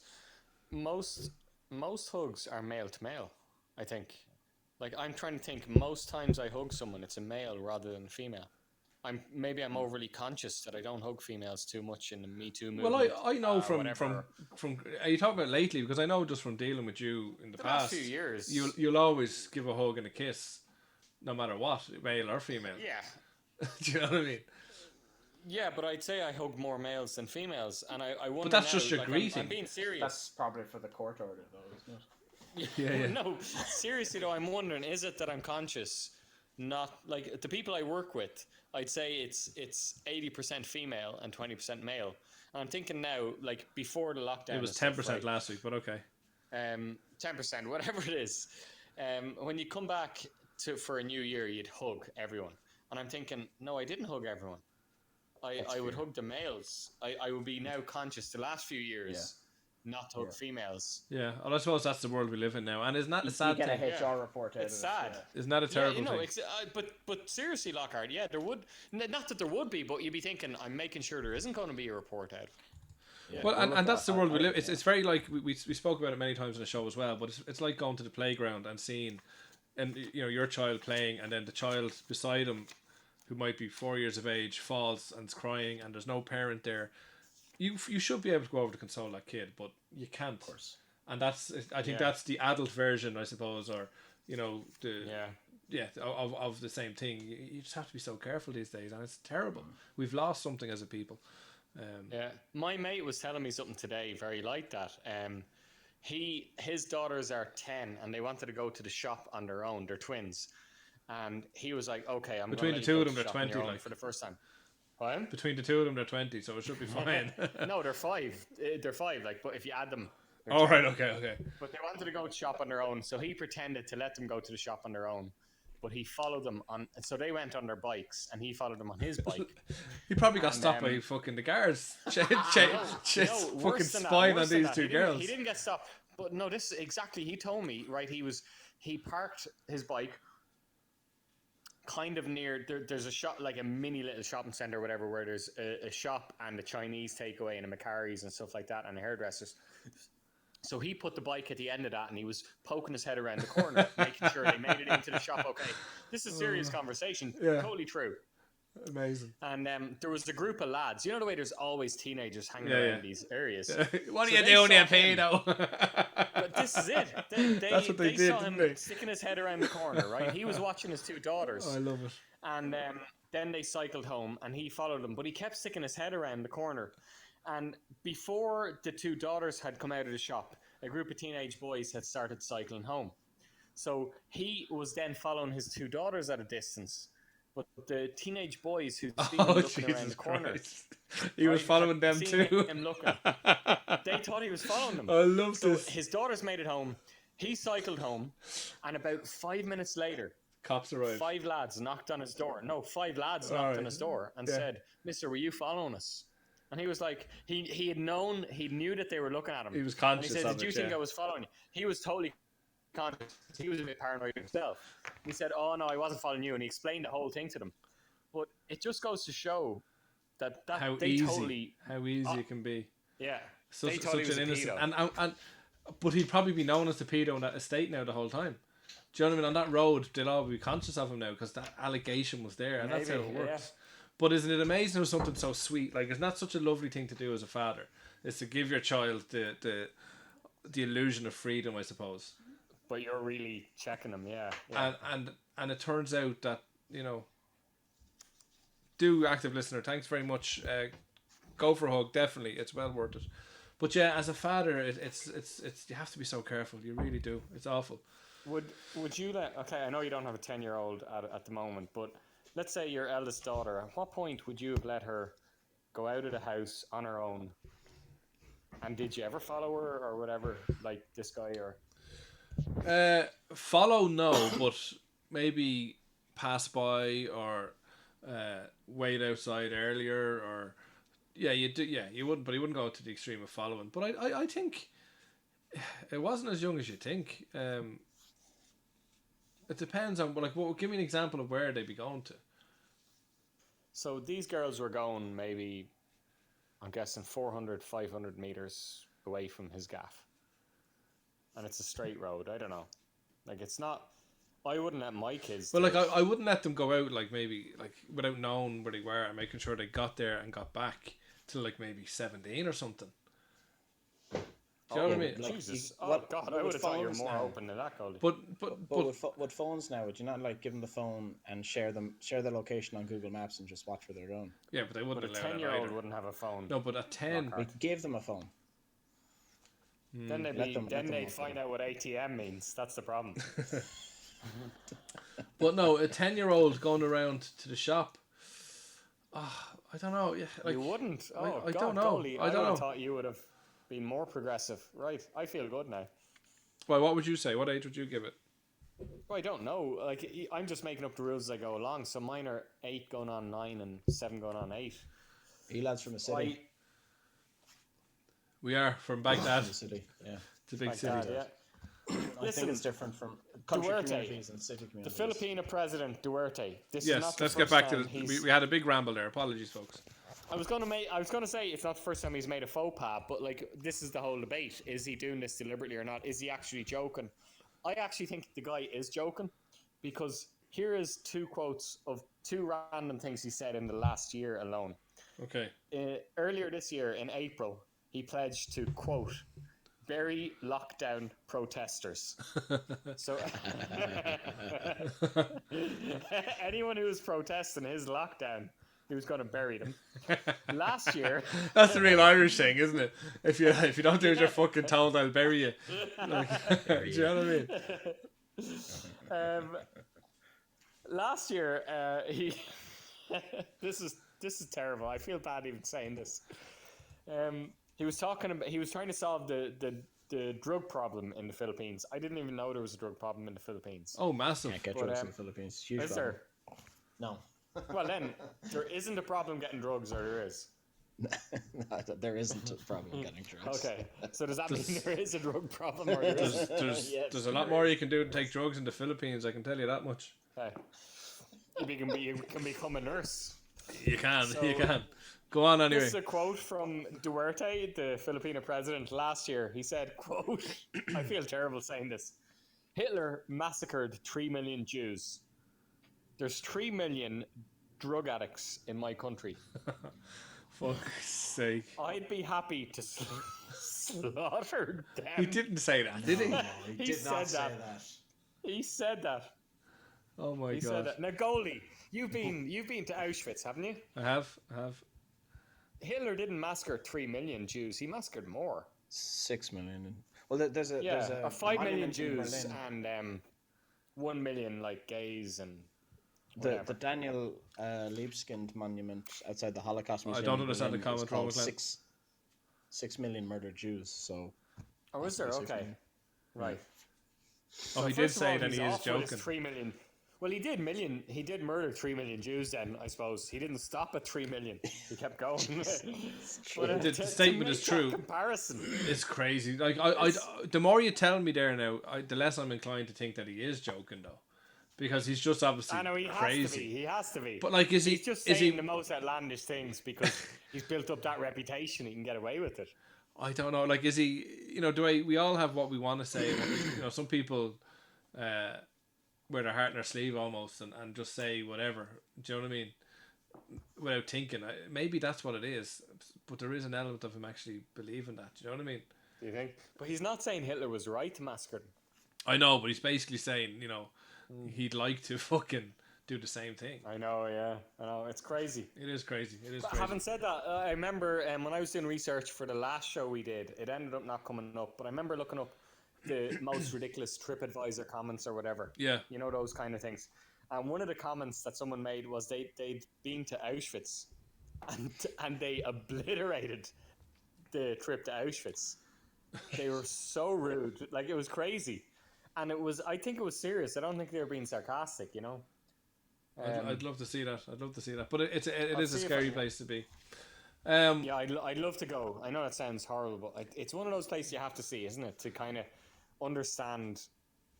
Yeah, the you do. world I went on a Christmas party, which which seems a bit ridiculous, but we were in. No, joking apart, that really changed you. I remember that so clearly, and I remember that book you brought home and everything. Yeah, no, it definitely was an experience, but obviously we were there to try and have a good time, so we made the most of it. But but it was, you know, when you're in town, when you're in that area, Krakow, like you don't know if you're going to be back to it, so you go see these things as well and make the most of it. But definitely an unusual experience. Gives Do you you an remember on my appreciation. stag, Russell wanted to go to see the Anne Frank Museum?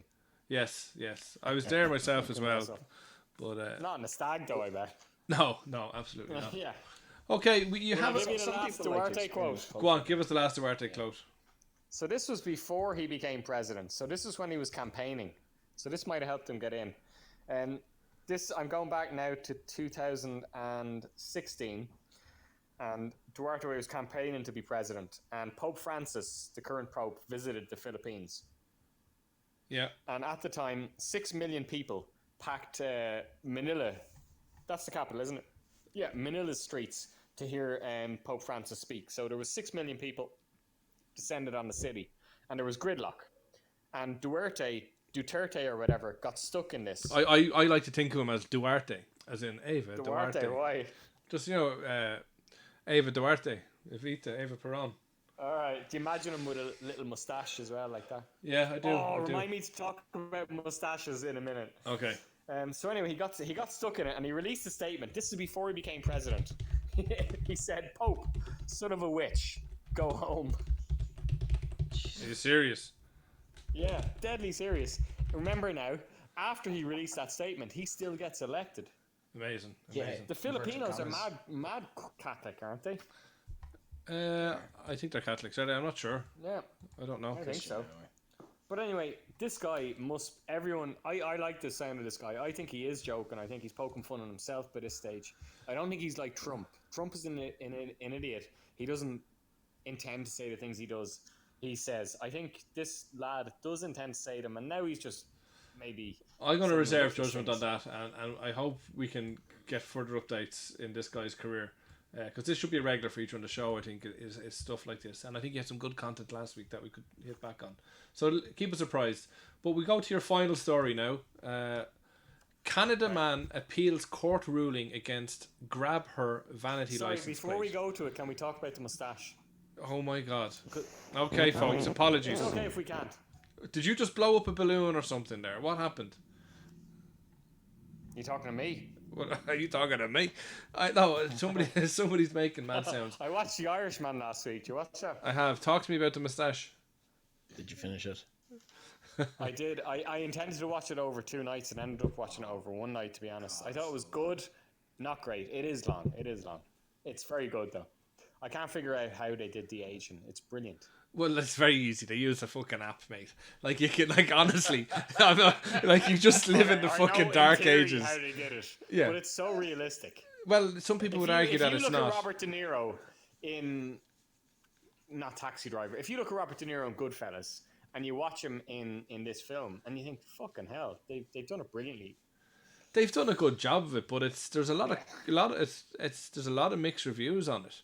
And a lot of people don't like it, and you Gonna be assholes. You are kind of conscious that it's not real at all times because you find yourself looking at how good it is. Do you know what I mean? Rather than maybe it's too new, because when you watch it, you're so amazed by it that you start trying to find faults almost. But that's my point. I love the idea of it. I thought I'd be watching it, and I couldn't. I just thought it was so believable. Yeah, but there's some moments in it, like when you see De Niro at the start kick your man. It's very, very poor, very fake, because he's obviously an old man. He's miles away from him. With a young man's face. Yeah, it is kind of. There's some ridiculous moments. The guy in who pushed his daughter or whatever. Yeah. It's a kind of good looks film. ridiculous. I don't think it's a great film. No, it's not one of the greats, but I love the idea of bringing people back. I love the idea of making people young. I think, there could be a movie in the future where you have James Dean and fucking Robert De Niro and fucking the other one, Val Kilmer. I'm just saying that because it's the first thing that popped into my head. But you know the other one I'm talking about, Al Pacino, the Joker, Heath Ledger. You could Al bring all Pacino's these still brilliant. alive. You could bring all these. No, but even as they're when fucking they're young. hell, that's Devs. That's what I think Devs is about. But they did. Oh. But they did that. They brought Carrie Fisher back at the end of. They did for Star Wars, and that was an amazing Rogue One. And how did beautiful. that look? It was beautiful. Good, yeah? Perfect, flawless. And then the other guy, they used him in. But she wasn't doing anything. She was just standing there. No, she wasn't. But they so actually it's easy. CGI'd a full Easier. character in episode 7, didn't they? Yeah, they had to do. Yeah. On the bridge. He was brilliant. Like, you could tell he was CGI. It was a tall, thin. One of the commander lads. The guy from Dracula, Peter Cushing. Yeah. Yeah. The guy from the. Yeah. But does he speak then? He does. Yeah. He's in the movie for ages. Like. He's in the movie. He's a main character. And he looks exactly like he did. They did a really good job of him. To be fair. Flawless. Yeah, they did a very good job. So how did they do it, Lockhart? Did they get an actor to do it and then CGI the actor's face? Yeah, or what? that's exactly it. This is the same way they did Your Man and I, Robot. Like, they just get your man to do the acting. They put little dots all over his face. he does the acting on the bridge. He does to just get some. Same as the way they did Gollum, except it's real people and not. Yeah, not you have to remember you're dealing with Charlie here, who's still, just got his first toaster seriously, in there last Goldie, week. No, seriously. Come on, give me a chance here. So you're saying, Lockhart, that if you didn't know there was 20 years between the original Star Wars and this one, you would have thought. Oh no, I'm trying to, because I saw that film in the cinema, but I don't remember this bit you're talking about. Yeah, well, you would have thought the same guy. You obviously didn't wouldn't even have cop it, noticed Charlie, but I know what to look for with regards to cell shading and stuff like that. So the parts of his eyes weren't right, and parts of the shadows weren't correct from the lighting that was in the room. But in general, it was really. Good. Would you have done a better job of it, Lockhart? I wouldn't have, because I don't have the skill for that kind of rendering. But I mainly do objects and buildings. Okay. So it's, but I think, Charlie, the fact that you didn't realize it means that you thought there was a real actor there. It never even registered in your brain. No, I would have known that Peter Cushing died years ago because I would have watched. But it never dawned on you when you're watching the movie that, oh my God, there's Peter Cushing, but he's dead now. Why is he here? Maybe not. I don't know. Yeah, because it was so good. Yeah, no, that's what I'm saying. You're saying Lockhart is an expert and spotted the differences, but but so did I. But it did take me a while to register. I was like, how? I was thinking, because when I'm watching movies, I always kind of find myself looking at the actors and their ages. If someone hadn't told me that Carrie Fisher was 3D in Rogue One, I wouldn't have known the difference. She was perfect. Really? It was flawless. No, they are very, very good, but the more acting they do, the more obvious it becomes, I guess. Yes. Well, can I ask then? Talk to me. You're saying like James Dean and so on in the movie. Why? I'm just saying. I think it would be amazing to have. I think it would be amazing to have a movie with all the best actors together. You know what I mean? Now I know something would be. It'll be a novelty piece of work, because obviously you can't. Proper acting is that je ne sais quoi. You know what I mean? The unmeasurable. It's just the presence and all that stuff. Vibe off each other. So you will obviously lose something, but I think it would still be pretty good as a novelty thing to have. You saw the Stallone movies with all the action heroes from the 80s and 90s in it, like the Expendables. It could be something like that, tongue in cheek, but it has all the best actors together. I'd be interested to see something like that. I've said it now out loud. Martin film with all the old people, the old movies in it. Yeah. Dead Men Don't Wear Plaid or whatever. Yeah. Yeah, and I'm after putting it out there into the world, so fucking no doubt it'll end up being fucking produced now in the next couple of months. And do you think it will be a box office by the Chinese? I'd imagine by the Chinese. Yeah. Most people haven't heard of James Dean. Most young people. But they will, and he'll be a legend again. Do you know what I mean? That's the point. Okay. All right. Okay. But listen, talk to us about moustaches. Oh yes. Okay. So I just came across this a few weeks ago. Nothing to do with your show. It's a serious thing, though. I don't know if you want to go down this route or not. Well, I'll give you 3 minutes. It's crazy. It's fucking crazy. So you have the American ambassador to South Korea. I bet you Lockhart's heard about this. So the American ambassador to South Korea has a mustache. Okay, just a normal mustache. Yeah.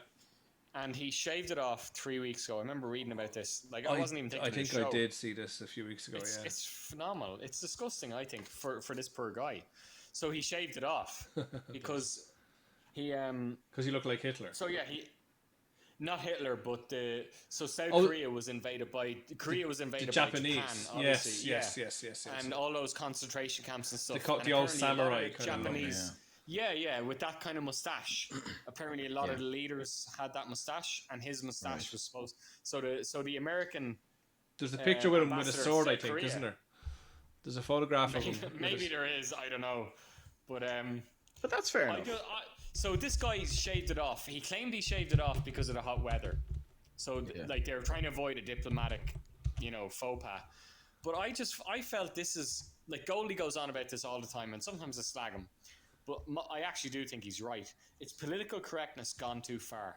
This guy obviously shaved his mustache off because he was getting so much abuse and he was affecting the South Korean. So you're saying, right? You're saying that the Charlie Chaplin tribute troupe can't go to, or they're allowed to go to. They can't go to Berlin. Why can't they go to Berlin? Because he did The Great Dictator. It's just too close. Too close. I have it. I have. I agree with you, Lockhart. I agree with you 100%. I think it's crazy. I think it's political correctness gone too far. No, I'm the opposite. Why should he shave off a mustache? I think he just should. Because I think that's. Oh, you think he should? Yeah, because it's respectful. But apparently he's had this mustache his whole life before he became the ambassador to South Korea. So it can grow back. Charlie, So let's say- Charlie and Lockhart. I have the pictures of him up here now, with Yeah, so put with them up. with the mustache and without the mustache.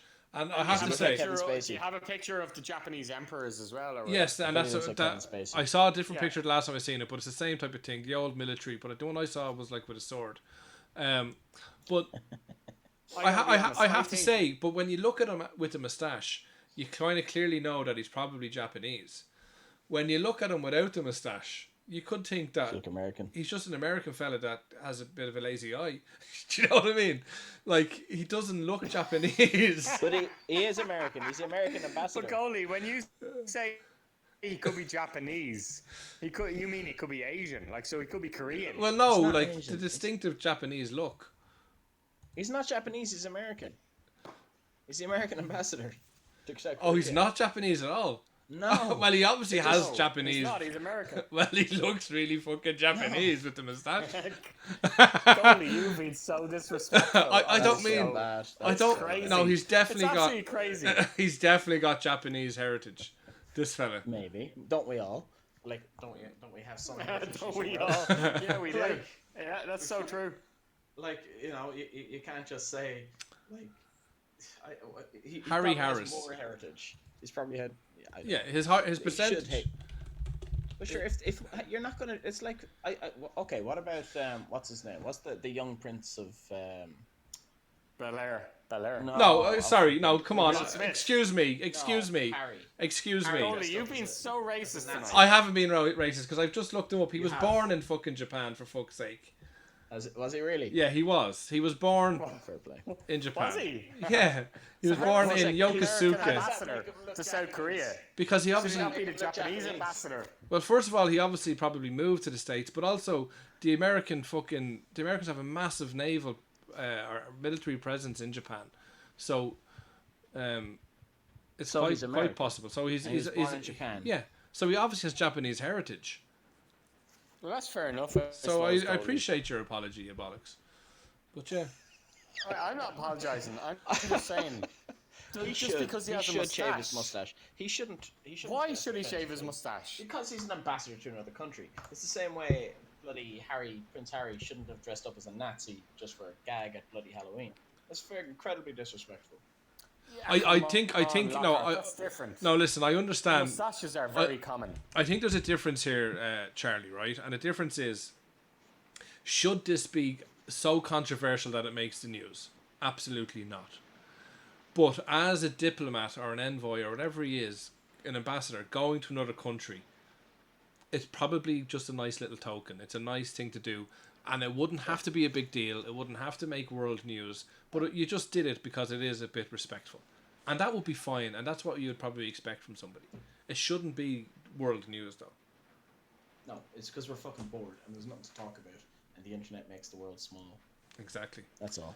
Romo Clan says he was disagree, obviously Goalie. well I off think to it's get that bigger position. than that. He could have quit either respect of or power of some sort. No victim there at all, I suspect.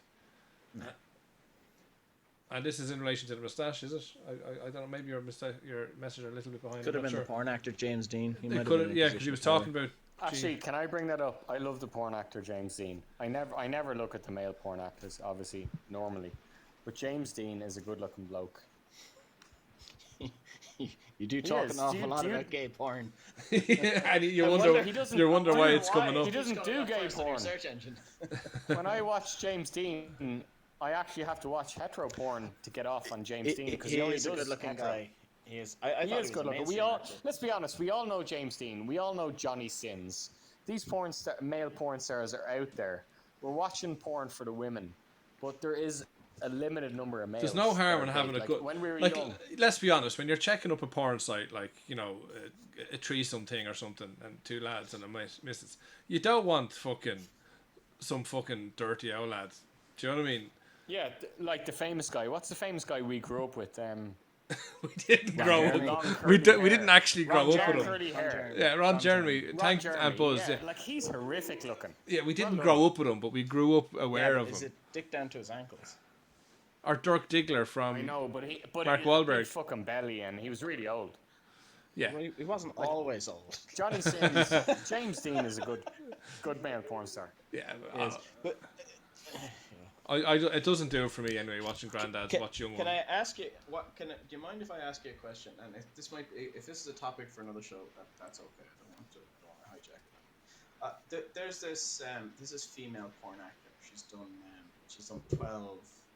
I think it's 12 flicks or 12 films. Flicks of the And I Bean. think she. What's her name? Flicks of the 12 Bean. scenes, 12 is it? flicks of the Bean. No, not for, she's done 12 videos or 20 videos. It's Okay. a small amount, relatively small amount of videos. And now she's retired from it. And now she's suing Pornhub to get it all taken down, or the Bang Brothers, or whoever produced them. But I think she's going to lose because obviously she signed a contract. She got paid. It was like 10 grand a shot or something like that, or per film. And now she's going mental because she wants it gone.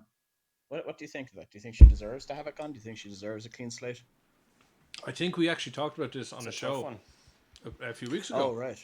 I don't think we did, Goldie, did we? Excuse me, this. but if Mia Khalifa, that's That's the okay. one. That's all right. We definitely Mia did talk. Khalifa, that's it. Yeah, we definitely did talk about her Did we? on a previous show. And if we didn't, So what did we I decide? certainly looked at it for the first show. of all, can I clarify?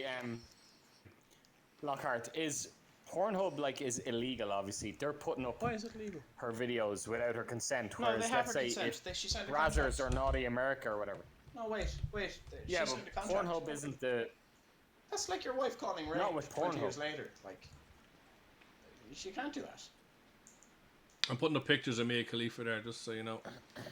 Yeah, like, No, but I don't think she has the right to take it down or to demand that. She's I obviously agree with you, Goldie. Yeah. she's obviously very embarrassed about it and regrets the decision. But don't you have to live with the decisions you make and the consequences of them? And you know, I'm not saying what she did was a bad thing. Like, it's perfectly and Buzz George Floyd did do porn. You're right. He won't unfortunately live to complain about it in a couple of years' time. But I mean that genuinely. Hell, Goldie. What No, do but you want? no, I'm just saying he unfortunately won't. I'm saying You're that taking over my role. I love it. I'm not. I'm actually being honest. This is ridiculous. It is unfortunate that he won't. Do you know what I mean? Because something bad happened to him. Like, there's no other way to take that. Porn knowledge of the listeners. Goldie, dig up. Oh man, No, but there's no way I'm giving you a character reference in court. This is crazy. No, but The it's shit true. you're saying tonight. But I'm not saying it in a bad way. I'm being actually I honest. don't know if it's true. George Floyd did porn. He did. Is No, that he actually definitely true? did. No, he definitely did. Yeah, I've seen him in loads of shit. Like with a I know. proper I porn won't- no. company. Yeah, he did. Yeah. Professional porn. Professional born. Yeah, he did. He did everything, that fella. Wow. Yeah. In fairness, That video he that lived a you full sent me life. clip, Goldie, of him on Judge Judy. Is that real? The which one? Oh my god. No, that's What? actually a fake. George That Floyd on Judge Judy. Is that fake? It's a fake. Yeah, it's Well, not. it's not fake. It's but it's a different just George Floyd. it's a different George Floyd Jr. Yeah, there's lots of them apparently. No, but there is. It's a common name.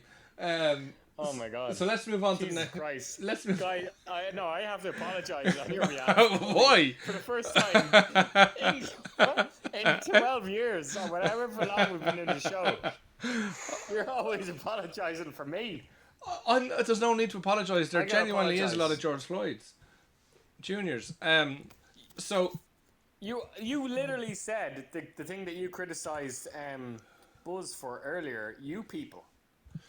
yeah, You said there's a lot of them. yeah, there is a lot of people. What do you mean by there's a lot of them? There's a lot of people called George Floyd. Like, literally a lot of people, like human beings, called George Floyd. It's a very, very common name. Now, hence why, like, there's one that was famous. Like, let's not lose sight of where we are on the show, folks, okay? You brought another story to us, Charlie. Canada man appeals court ruling against grab her vanity license plate. So this is a license plate that says grab her, like GRABHER. It's up on the show there, folks, online if you're looking at us on Twitch or Facebook, and we let that video play there so you can learn more about it. Talk to me about it, Charlie. Okay, Goldie. Well, this is a minor article compared to the other two, so I'll get through quickly. Okay. basically a Canadian man. When I saw it first, I was thinking that is a terrible. You know the way people have vanity licenses and stuff in Yeah. America. Can you get one in Ireland? I don't know. You probably can. You probably can. Okay, so vanity license. This guy had a vanity license. Yeah, you called definitely can, Grabber, yeah. And when I first saw it, can you? Okay. So when I saw his vanity license, I thought that was pretty sexist and in the Me Too era, a bit insensitive. But it turns out the guy's name is actually Grabher, like Grabh. Yeah, Lauren So it's a Grabber of surname. Nova Scotia. And, yeah. What an he's- awesome and he- name. And he's, I know.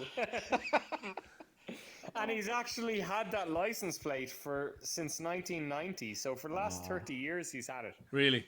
But in 2016, an anonymous complaint basically made him have to, like, he got the license plate taken off him. He Donald wasn't Trump allowed was to have it anymore. involved. I was going to say, was it the Donald Trump campaign? We're copyrighting that. Yeah. So his brother, who God have mercy on his soul, had bite a pussy. I would have thought though you're asking for trouble with that license plate grabber, but I love this. In 2016, an anonymous complaint won, and one on basically the courts said that this guy's license plate quote promoted hatred against women, end quote. So Grabher, his surname, he actually, in fairness to the fucker, he fought this all the way to the Supreme Court. And him and his defense claimed that it was discriminatory and unreasonable. And in January of this year, the Nova Scotia Supreme Court ruled that the license plate was not a public space. So basically, this guy can't have the license plate that he's had for the last 26 years, Grabher. That he was basically saying it's my surname and you're allowed to have your own whatever you want basically on a vanity plate. But the Supreme Court of Nova Scotia said no, your license plate is a public space. Okay. A license plate is quote a private government space. I completely And here's agree. what really I do too. But this is what confused me, quote, a private government space. Private and government seem to me to be two opposite things. I'm here right now recording this show in my own private home. People can't enter this home without a warrant, etc., etc. But when you die, So- the government take a third of it unless you've willed it to somebody else. There's nothing in any country that's private, man. Well, You know what? I'm starting to agree with you, Lockhart, but I have to disagree with you overall. There is a distinction between your private life and public. There still is, albeit a small one. I don't know. Do you know what my big problem is regarding the private public is graves. You're only allowed your grave for something like 200 years before it's gone. correct. Or is that it? Is it 200 years? Well, it's a period of time. That yeah. same problem. I learned that when I was very young, and ever since I've been thinking about the government and what we pay them and what they pay us. We think of the government as this autonomous thing. We nominate the government, we elect the government, we vote on the rules that they put forward.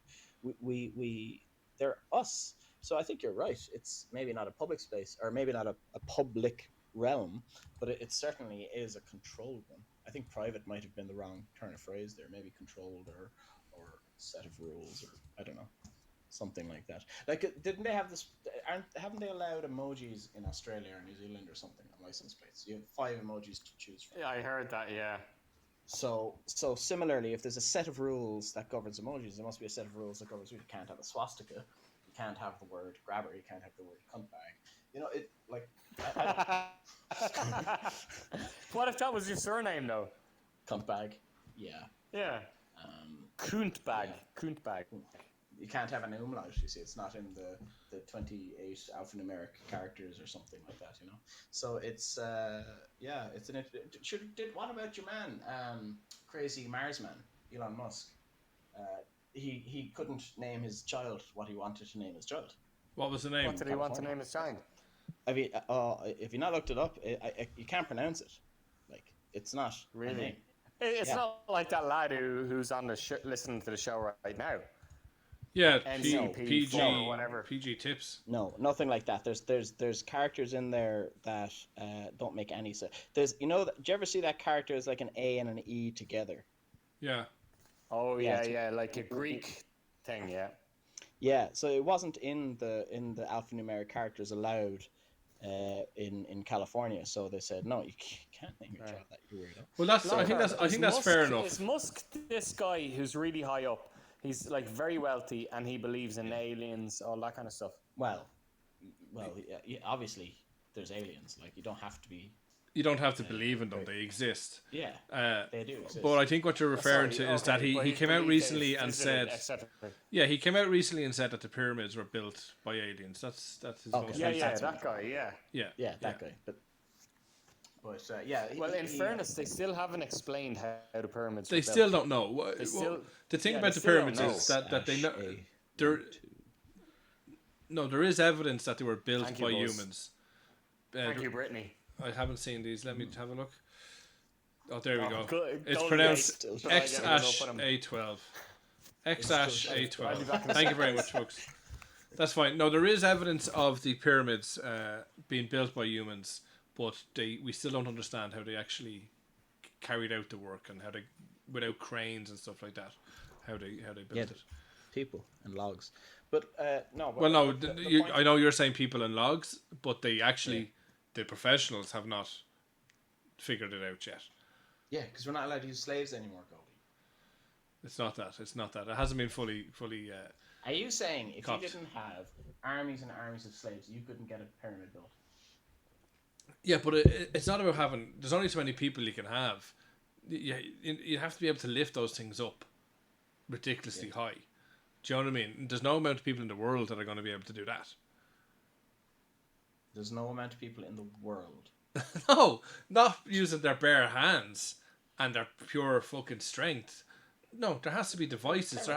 There has to be a crane or something. It's now AXC instead of A12. Thanks, Brittany. Wealth of knowledge. Wealth of knowledge. She's right. No, but look, Brittany's a good researcher. Back to be on fair. point. I think that Californians were right to eliminate a Ash as an alphanumeric character, so they weren't allowed to put it on the license plate. But yeah, should he be allowed to name his child AXII? Is that cruel and unusual? No, it's too. But you can't even pronounce it. I think there has to be a limit, and that's almost like naming your child a number, like a robot or something. You know, it's like you'd expect in a Terminator movie, the model XA12 or something. You know, so it's not right. But I think you should have the freedom.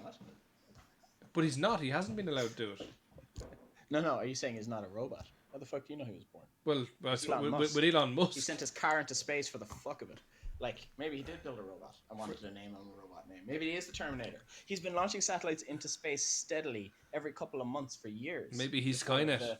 Maybe he's Skynet. The network in the sky becomes our Starnet. Skynet. Something in science fiction. This is called Starnet. Wow. Wow, you've heard it here first, folks. And you know what? The gas thing is, you're probably right. To some degree. He's mental. He's definitely going to take over the planet. We're all fucked. No, but I think it's definitely... I definitely think you should be able to have your car reg as something that is not offensive. But if it relates to your name, well then so be it. So be it. Do you know what I mean? It doesn't matter if it's your name. That's your name. Your name can't be offensive. Grabber is your legal name. It shouldn't... So saying... Like, you can't have your reg plate as like tits and ass, because that's just taking the piss. And it's offensive, but your name is not going to be tits and ass. Okay, but you can legally change your name. Well, someone actually had their... But you can only legally change your name to a reasonable... Haas. Yeah. If you have it as, like, it's not a direct spelling of it, then I've no problem with it. But you have to be realistic. But we all know what it really means, though. What? Yeah, no, I get... Yeah. Hot ass. But Will I call out some crazy license plates that I came across when I looked up do. other... Come across? These are the two best ones. So you know the way people don't want to get caught speeding? So... We've lost you there, Charlie. Hey, but Colomini in There are two for license... Can you hear me?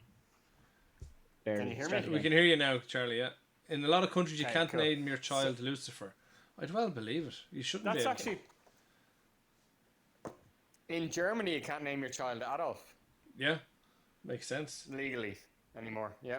It makes sense. And in Portugal or Brazil, I can't remember which, you can't name your child Jesus or Jesus, as they say. In where? It's crazy. Portugal. Portugal or Really? Brazil, I'm not sure which. Portugal or Brazil, yeah. Oh, but you can in I Argentina. can't remember which one Okay. because... Yeah. There's loads of people called And Jesus. in Ireland, presumably. There's loads of Yeah, people called in one Jesus. country. I can't remember which. Yeah, so one country you're now... But anyway, come on, talk to me. Tell me about the Regis. That's mental. So these are people trying to avoid getting caught for speeding. So the reg plates, how many numbers are in a reg plate? Is it 8? It can be as many as you want. Yeah. All right, okay. Well, basically, these are two. I looked at pictures. So basically, one kind of reg plate is a mixture of Q and 0. So it's pretty much impossible, you know, when you're. And the other one is 1 and capital I. For speed So cameras. you can imagine variation for speed cameras. Yeah. Yeah. So these people get their vanity plates, but they get them basically because they're speeding. And the speed cameras, when they catch them, Yeah, no, I get what you're people saying. aren't Yeah, it's a enough. good idea. Yeah. It's a good idea. It actually is a really good idea. Absolutely. Will I call out a few more real ones, and then you can move on? Okay, 'cause let's these aren't go. important. Let's go quickly. Okay. OJDIDIT. OJ did. Oh, OJ did it. OJ did it. Did it? Yeah. Okay. I'm surprised that was even allowed. Okay. What's This the next one one? I love. NCST. NCSTMOM. I don't get that one. NCST. Incest mom. There you go, Brittany. Jesus Christ. That is exactly what I thought. Brilliant. But actually, Actually, the I've one had too many next, drinks now. nicest- NCST. but the- Incest mom. Yeah, Yeah. I love it. I love it. But here's the thing. That was a Trust you mistake. to get that one. The person meant nicest mum. Someone Oh, bought beautiful. it for their mother for Mother's Day. It was a total mistake. I love it. That's like one of those dodgy tattoos. Exactly. And the last one, I'll give you just one more. 2GL1. 2GL1. 5G. 2GL1 what? Start again. Two girls, one cup. Buzz is after getting Oh, it there. brilliant. I think we lost Charlie there. 2GL. Well done, Buzz. Yeah. We didn't hear cup, but Buzz jumped on there. Buzz is on the ball tonight. Two girls, one cup. So if 2GLLC. you guys could have a vanity plate, what would you have? Wow. Or to listeners, what would you have? I just have probably Goldie, to be honest with you. I think, yeah, Not Goldie. Midnight in Baghdad, no. MIB. Well, no, because Okay. Goldie's more than Midnight in Baghdad. I think I'd have Goldie, yeah. Right, but Goldie doesn't have a family. What would you have? Goldie doesn't like Midnight in Baghdad season 4. That's it, like. MIB S4. There you go. It could be a good reg. There's a couple of things there, Charlie, that I'd like you to bring back to us next week. Because you have reoccurring themes there where you have a long list of stuff we could discuss, and I think that should be irregular. We'll talk about it in But the we want to debrief cut after. the time down. I'm looking at time here, so. Yeah, I know. You're the one that I think keeps we wanting need to talk to go to about. yours. You're the one. You're the one talking about mustaches and stuff. You need to go on to. I genuinely think that was shocking. I can't. No, I can't agree with believe you, but you're the Lockhart one. agrees with it. You're the one that's bringing all the extra stuff up. So don't be complaining about the Sorry. fucking time. And you're telling me there that it's time we go on to my stuff. I've done my stuff.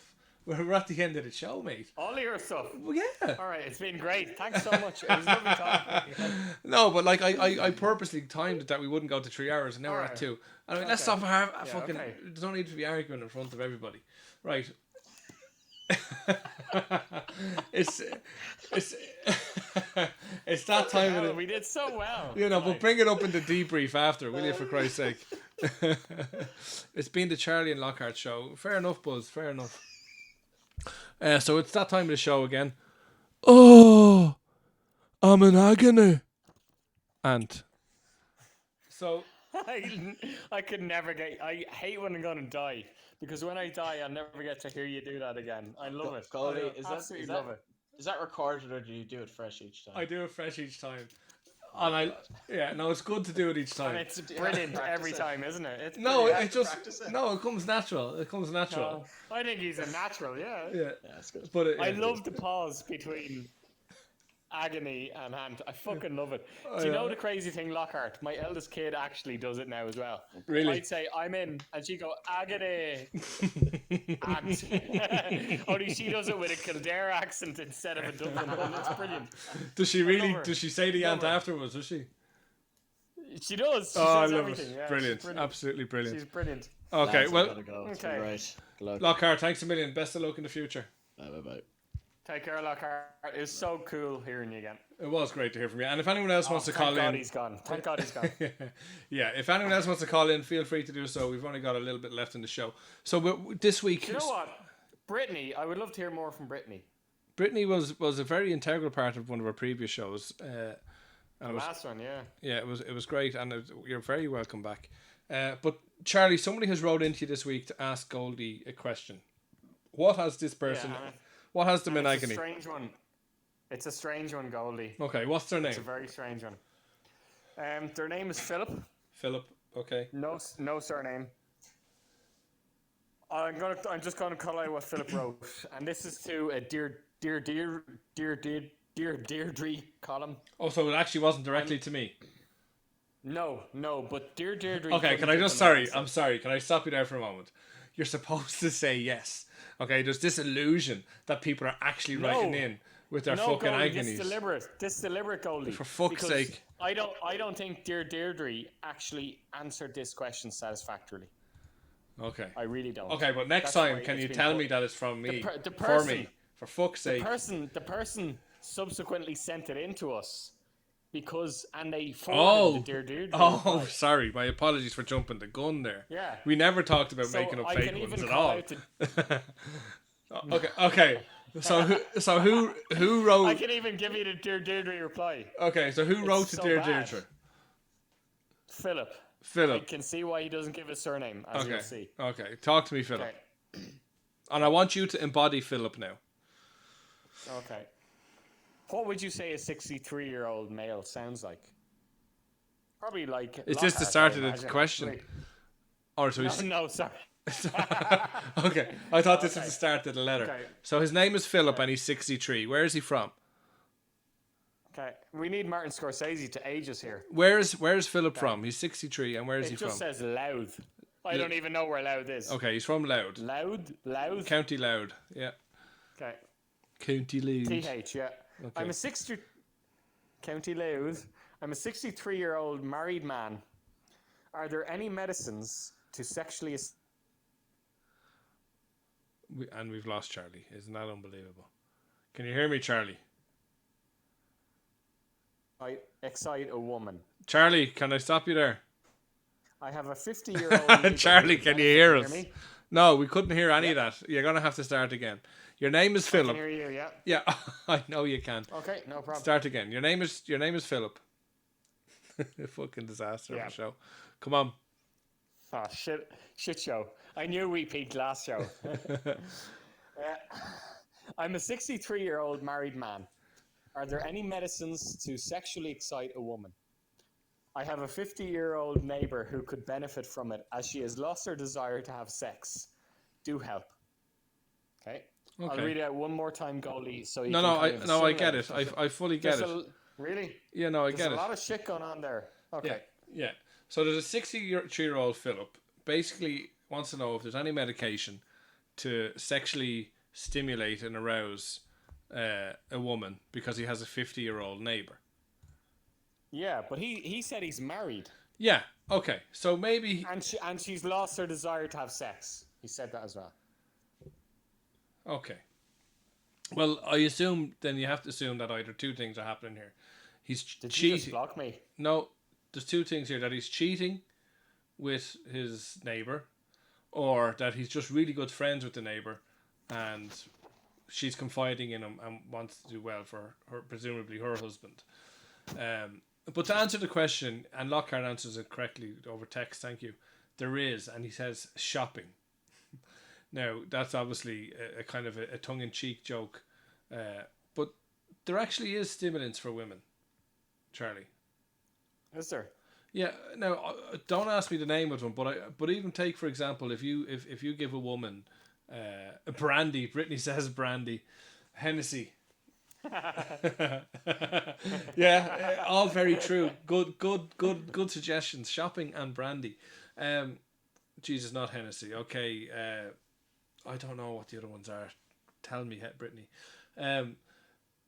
But if a woman was actually to take Viagra, it actually does stimulate them too.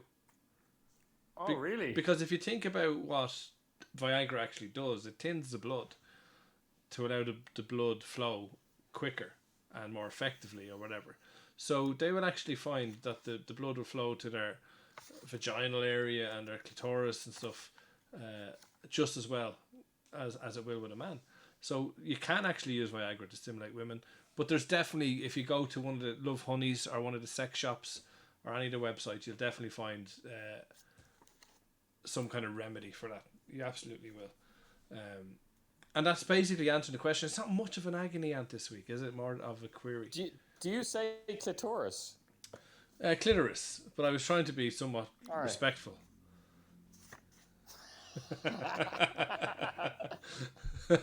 Like, is that fair I don't enough? know. I feel you're leading me down a rabbit hole. I'm not even going to go there. I don't know how Okay. that's more respectful. I don't know. It's like, you're not, like, I could have said clit or bean Okay. or All bean right, I bag see or what you punch mean. bag Sorry. or, do you know what I mean? No, don't say punch bag. But I could have said any of these things. I think it's a real agony ant. I think, first of all, he said he was a married man. Yeah, So why does he but he's have not, an issue with his fifth? because as I said to you, he's either cheating on his wife with the neighbour, or he is just helping her out as a friend. Either way, that's not his concern. He's happy in his own conscience at whatever he's doing. So that's not his query. His query is he wants to know. And the answer is yes. Just Google it, mate. Brittany wants to know what Deirdre actually said. And let's compare. What did Deirdre say? Okay. Deirdre answered his question with a question. If you're married, why do you care about your neighbour's sex life? What a bitch So you can Deirdre see why is. he sent this off to us, because he didn't get an answer. But Yeah. I gotta agree with Deirdre's answer. I don't know why Did he's Deirdre so... really say that? Yeah. Well, Deirdre, genuinely. and I'm about to use an awful word, ladies and gentlemen, so close your ears You've done it a lot tonight. if you want. But Deirdre's a cunt, right? Who cares if he's cheating on his missus? That's his business. That's for his conscience to deal with. Do you know what I mean? It's not for Deirdre to judge. Her job is to answer the fucking questions and offer the advice. Do you know what I mean? Like if he wrote In fairness, the guy didn't have to say he was married. No, he didn't. But if he wrote into Deirdre and said, "Hi, my name is Philip. I'm 63 from Loud. I'm married and I'm having an affair with the neighbour who's 50, and she's not able to get fucking sexually aroused. Is there anything that's out there? I don't know what I'm gonna do. Fucking, I got myself into this situation. Have you any advice?" Well, then he's opening the door for fucking Deirdre to talk about why he's concerned about the neighbour. Other than that, she has absolutely no business going there. Brittany says maybe she's a Moana bitch, and if she gets the ride, she'll be easier to live beside. A Moana bitch, like a you're welcome. Oh, Now I know how far it goes.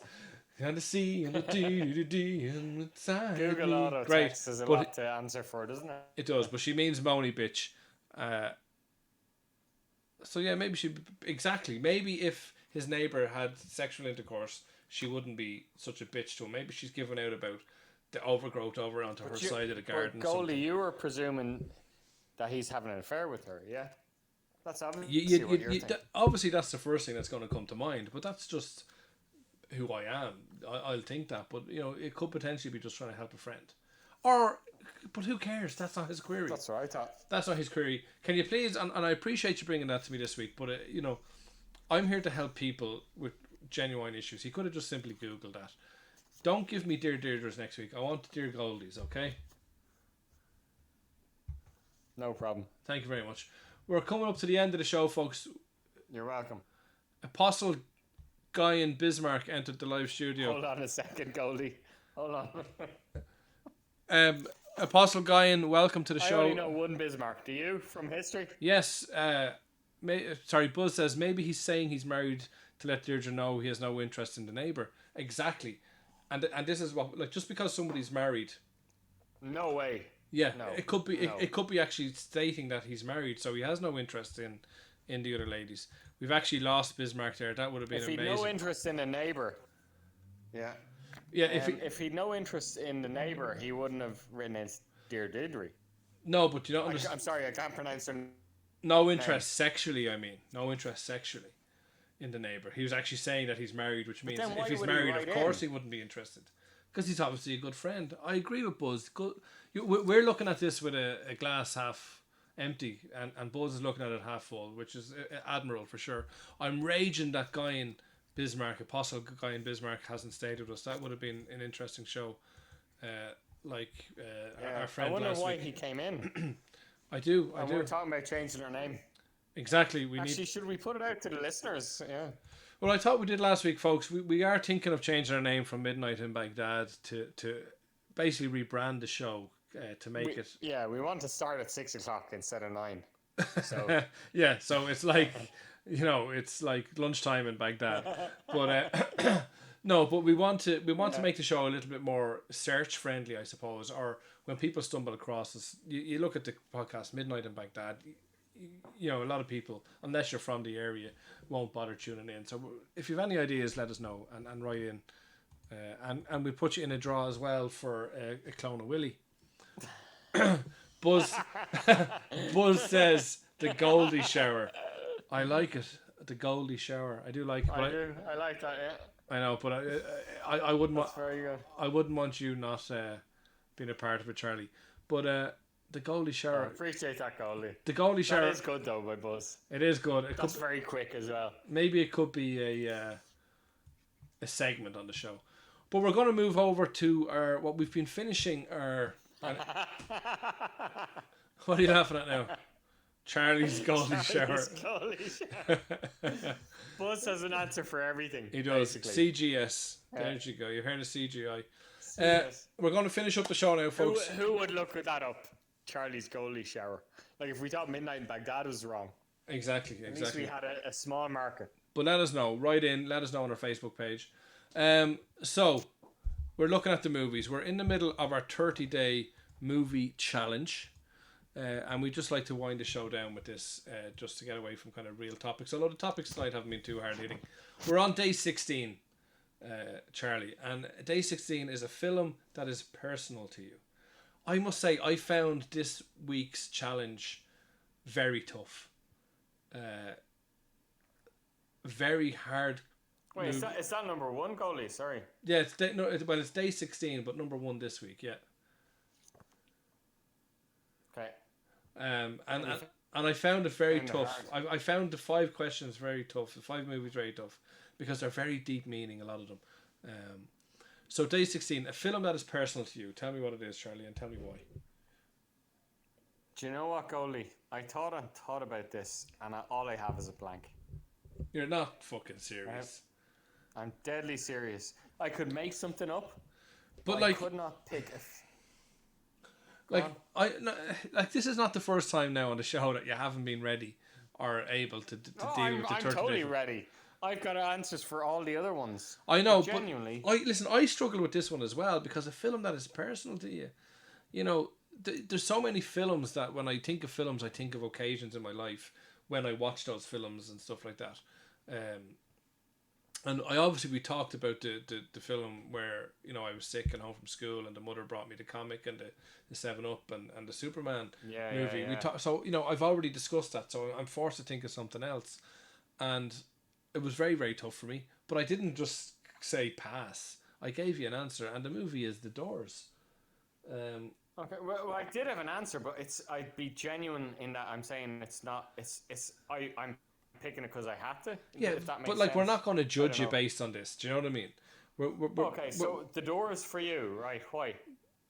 Well, obviously because of the other memories have been done already on the show, but The Door, because the movie makes you appreciate, I suppose, the music a little bit more, makes you understand Jim's life a little bit more, and obviously it's somewhat dramatized, whatever, but it gives you an insight, and when you listen to the music, Had you been a you can fan see of where the he's coming Doors from. before? Yeah, I think it was around it. Yeah, I would have been. It was it kind of all probably happened together, I suppose, in some respects, because I would have been a fan of the. I think my father was watching the movie one night, downstairs, and I'd watched it a little bit with him, and I was I couldn't watch it all because it was not for kids or whatever, and I was sent to bed, and I was obviously curious then about it, but I was able to hear the music from upstairs and stuff, and I got interested then. I started listening to the Doors, and then obviously always wanted to see the movie. And when I saw it then, obviously I realised why I wasn't allowed to watch it, because it's a lot of drugs and sex and stuff, rock and roll basically. But you can associate that with good memories and where Jim was coming from, and appreciate the genius that he was. And I just think it's a good film. Yeah. Okay, I agree. So if you were to pick one, well, I had one. and written folks, down, feel so free. I'll call it out. Oh, Lockhart is trying to call in again. Okay. Lockhart, you're back with us. I didn't mean to interrupt Charlie there if he was going to talk about something personal, but I have a personal film if you wanna hear it, and it's a strange one. Okay. So it's not one. Absolutely, talk to us, and our listeners feel free to text or call in. The film is Suburban Commando with Hulk Hogan. Suburban Commando. Wow. With Hulk Hogan. Yeah. I forgot that film. of a I genre. literally forgot that film existed until right now. Yeah, so did I, for good reason. And you know, I'd forgotten it existed until you asked. Think of a film as personal to you, and I went back through everything in my 20s and 30s, The Matrix and The Incredibles and all the science fiction and cartoons, all that stuff, and I went backwards. I kept going backwards. Anything I watched with my dad, like you had a connection with your dad. No, I couldn't think of anything. And then I hit when I was about, it must have been 11 or 10, 11 maybe. 10 or 11, yeah. Yeah, and I wasn't a very popular child in my primary school, and there was only 4 or 5 boys in my class, and there was about 10 girls. But I got a phone call one Thursday afternoon or Friday afternoon asking if I wanted to go to the cinema with some of the guys from my class.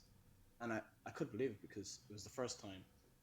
You were invited somewhere. You were accepted, essentially. Yeah, ever by anybody. And I was quite quiet. Worked very hard not to annoy anybody.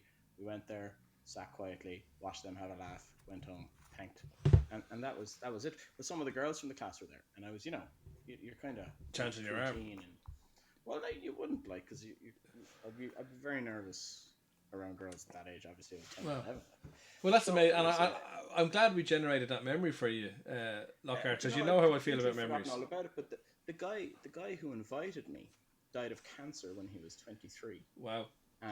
Hard hitting. I worked. It was in Dublin, and I worked really hard. At the age of what? Sorry. At the age of 23, and he died. He died of cancer. But I worked really hard to try and see him in the hospice before he died. I tried to get to the hospital. He went out with his family. I waited on a ditch across from the hospice, in the middle of fucking nowhere. And then I ended up not seeing him, and he died like a couple of days later. And that's very sad. I never got to say goodbye. Yeah, but but it's a lovely story. It's a lovely story, Lockhart, and I'm glad that this show. Let him finish. Welcome, Ruthie, to the show. That is the end. Welcome, Ruthie, to the show. No, Lockhart, it's absolutely amazing that we could, and this show is about having a bit of fun and a bit of crack, but when we can actually make an impact and rejuvenate memories, it's amazing. So that's brilliant. Thank you for sharing that. Thanks for that, guys. Thanks for that. Lockhart, that's crazy. So someone dying of cancer at 23, and that makes you. So I'm presuming you haven't thought of that film in 20 years. Yeah, that's the point. We've all gotten that already, Charlie. We've all accepted that at this stage, and this is supposed to be the fun part of the show. Let's not get too caught up in the sadness. Sorry, lads. But we genuinely appreciate it. Talk about a personal film and a personal memory. You're going to trigger some sort. But I'm delighted that we could trigger that in you. Thanks very much. That's amazing, though. Stay with us, Lockhart, if you can, because we've only a few left. So, Dave. But basically, goalie, mine was pathetic. It was my first date. That's why I wrote it down. It's a woeful film. Star Trek: The Phantom Menace. Even though it's a woeful film, it means a lot. Star Wars: The Phantom Menace. You just said Star Trek: The Phantom. Oh my god! So I'm hammered, goalie. I'm hammered. It's crazy. Star Wars: The Phantom Menace, and I know it's not a great movie. It's a woeful movie. It's a terrible movie, but you remember. It's really bad. It's really bad. but it was my first date, like per se, so it has a lot of sentimental meaning. Is this with the person we were talking about earlier today? The passwords? Yeah, actually. Is yeah. it? Gas. That's Very it. funny. Yeah. Very funny. And she wouldn't go on a date on her own with me, so it was basically me, her, and her best mate after work. But yeah, it has the very and any time it's on telly, I watch it Yeah. That's just good. because of that memory. That's nice, and it's funny that I have Yeah. the password to everything that you own. I've never abused that. I must start. Thank God I trust you. I must start abusing But I it. trust you. So let's talk about the next one. And for those of you that are watching on Facebook or Twitch, you can see that I have it up here. Day 17. Your favorite film sequel. What have we got for me? Future 2. Back to the Future 2. Oh, that's awesome. It was brilliant, wasn't it? Hoverboards. Oh, that was my first original choice, and I changed it. Wow. Yeah, Back to the Future 2, fantastic film. So good. It's brilliant. The first one is brilliant, but the second one just takes it to a new level with the futuristic stuff, with the going back to the first one again, and then with the introduction of the third one. It just fit perfectly, I think. Great film. Charlie, what's yours? The color. Well, my first choice was Back to the Future 2, and then I thought, well, what is there any movie I actually like more than that? And I ended up going for The Color of Money, which I think is amazing. I thought you were going to say The Color Purple. The Color of Money. That's a sequel to, don't tell me, The Hustler. Not The Hustler. Yeah. It is The Hustler, is it? With John Newman. Yeah. And was it John Newman? Paul Newman. Paul Newman. And I don't even like The Hustler, but I love The Color of The Money. Hustler's not great. We used to joke about Steve McQueen was in that, wasn't he? The original?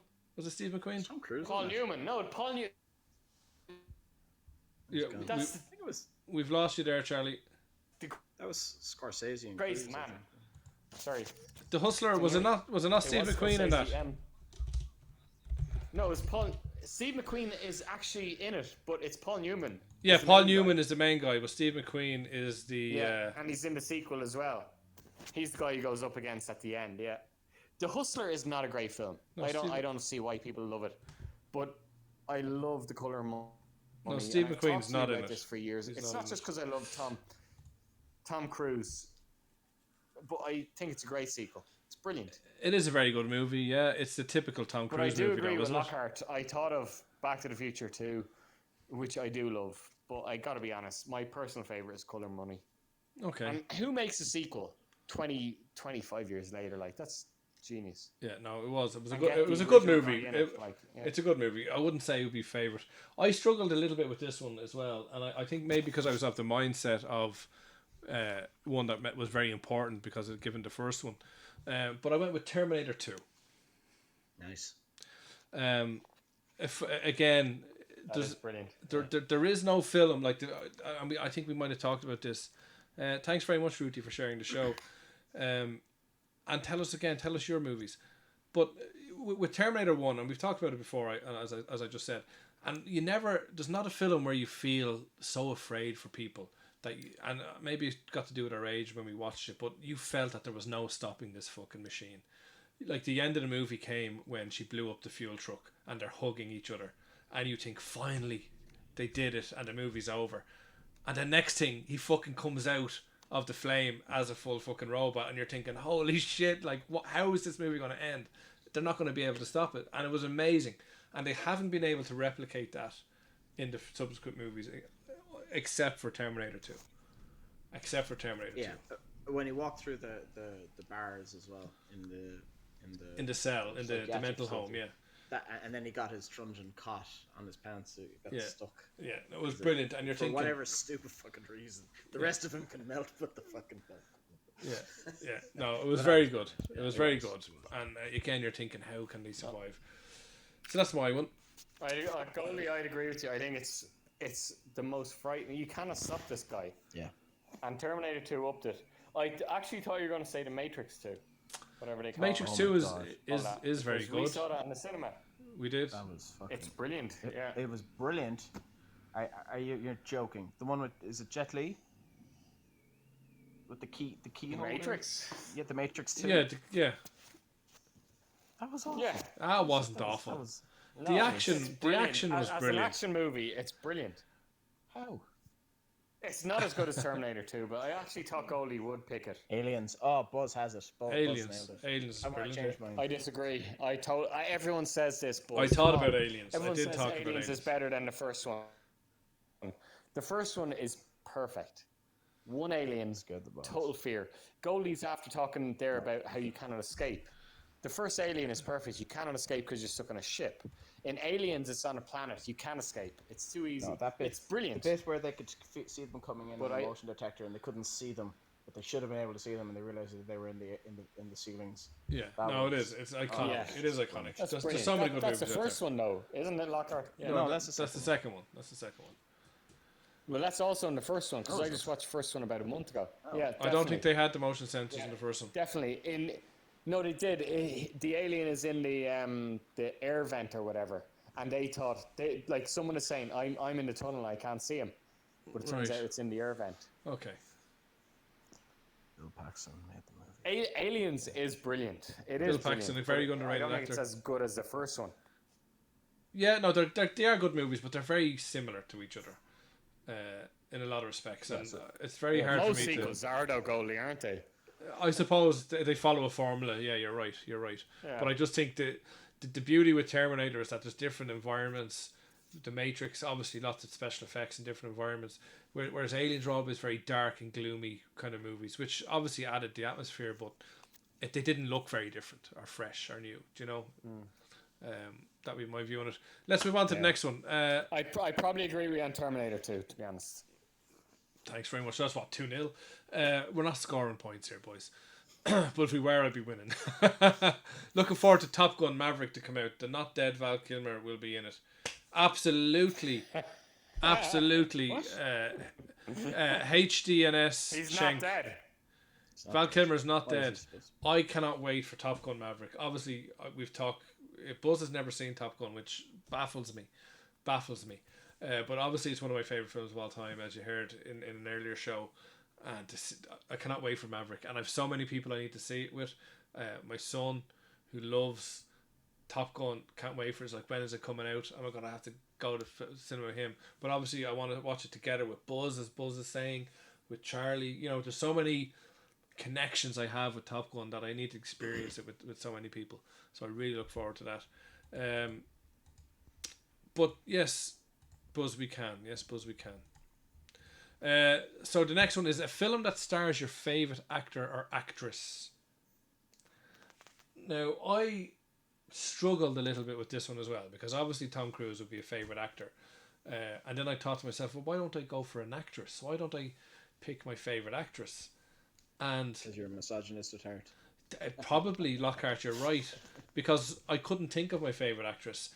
And I thought about, and again, I don't mean to be an asshole, Me but You've been an asshole for but the I last 3 hours. no, man. but I'm like, when I think of and I know this is like a microcosm of what Hollywood is like and everything that's going on at the moment about women's rights and women actors and all this kind of stuff. But I maybe my answer is a symptom of the way Hollywood is. But I like, when I think of my favorite actress, I'm thinking, oh yeah, Scarlett Johansson, because I want to bang her. Do you know what I mean? I'm not rating her acting skills. I'm thinking of your one from the Joker, or not from the Joker, from the Wolf of Stalls. Yeah, the Joker's missus. What's her name? Oh, you're thinking of she's the best. Margot Robbie. Margot Robbie. No, Margot Robbie. Yeah, it is her. Margot Robbie. Gal Gadot is Wonder Woman. Margot Robbie, yeah, she's beautiful. I think of her when I think of my favorite actress, but it's not because of her acting skills. It's because she's fucking beautiful, and that's wrong. Is it not the way she acts? That's the main reason why I picked Tom Cruise, though. So And that's why you're getting all your gay porn. I gotta figure out how you're getting gay porn on your phone. Though. But no, she is a good actress, but it's just stereotypical. Okay, it's funny, folks. It's funny, but like, we've done that joke a few times now. So calm the fuck down. it just gets funnier. It's not getting any less funny. Because it's proven to be true. It's true. I know it's true. I get it. But I love the way she Out on acts. the 16th of October, guys. Read it and weep. Well, can I just say? Can I actually? It's funny that we talk about Margot Robbie because my favorite movie with my favorite actor is Wolf of Wall Street, and it's because of Leo DiCaprio. I think he's an unbelievable actor. His improvisation the way he embodies the character. It's just he's top of his game. He's fantastic. But it's funny that Margot Robbie is in it because you're right. Wait, so you're picking it for Leo? For Leo, but Lockhart touched on the point, and he asked me, "Is it not how that they act gorgeous?" I think is what Lockhart was essentially saying, and their acting at being seductive is fucking phenomenal. But that's what they're doing. That's their purpose in that movie, and that's a reflection of Hollywood that they're not giving them a more serious so that's his role. wife, where she denies him sex, and she's wearing the high heels. Yeah, she's like, But Daddy, she's lying on the ground. Mommy's not in the wearing bed. any panties. Like, fuck me. Like, that's awesome. She does the whole That's gamut. terrible. It's crazy. That's a good scene, but she does the seductive little sex kitten thing, and Yeah. she does the. but the also mammy controls him. thing. Yeah, but she does, the. And she's the very good fiancé at thing. acting that. She is very good at Yeah, acting that. But realistically, women are good at doing that anyway. So it's not that much of an achievement. Yeah, but That is not endorsed by Lockhart or No, Charlie. but I'm just saying. That's Goldie's opinion. If I you was look just gonna at say once a time in Hollywood, I was boring as shite, but Leo, I see poor chap has it. the Reverend. Oh, I love Once Upon a Time in Hollywood. I think it's a very good movie. I think a lot of people underrated it. It doesn't matter. It's Tarantino. It doesn't have to happen. We're actually touching on a lot of my movies tonight. But yeah, let's not get sidetracked, folks. Wolf of Wall Street, Leo DiCaprio, absolutely phenomenal actor. What's we've done all yours, haven't we? No. Mine is Vanilla Sky. So, like you, Goldie, Tom Cruise is my favorite actor, as you know. And you're picking So, up Vanilla Sky.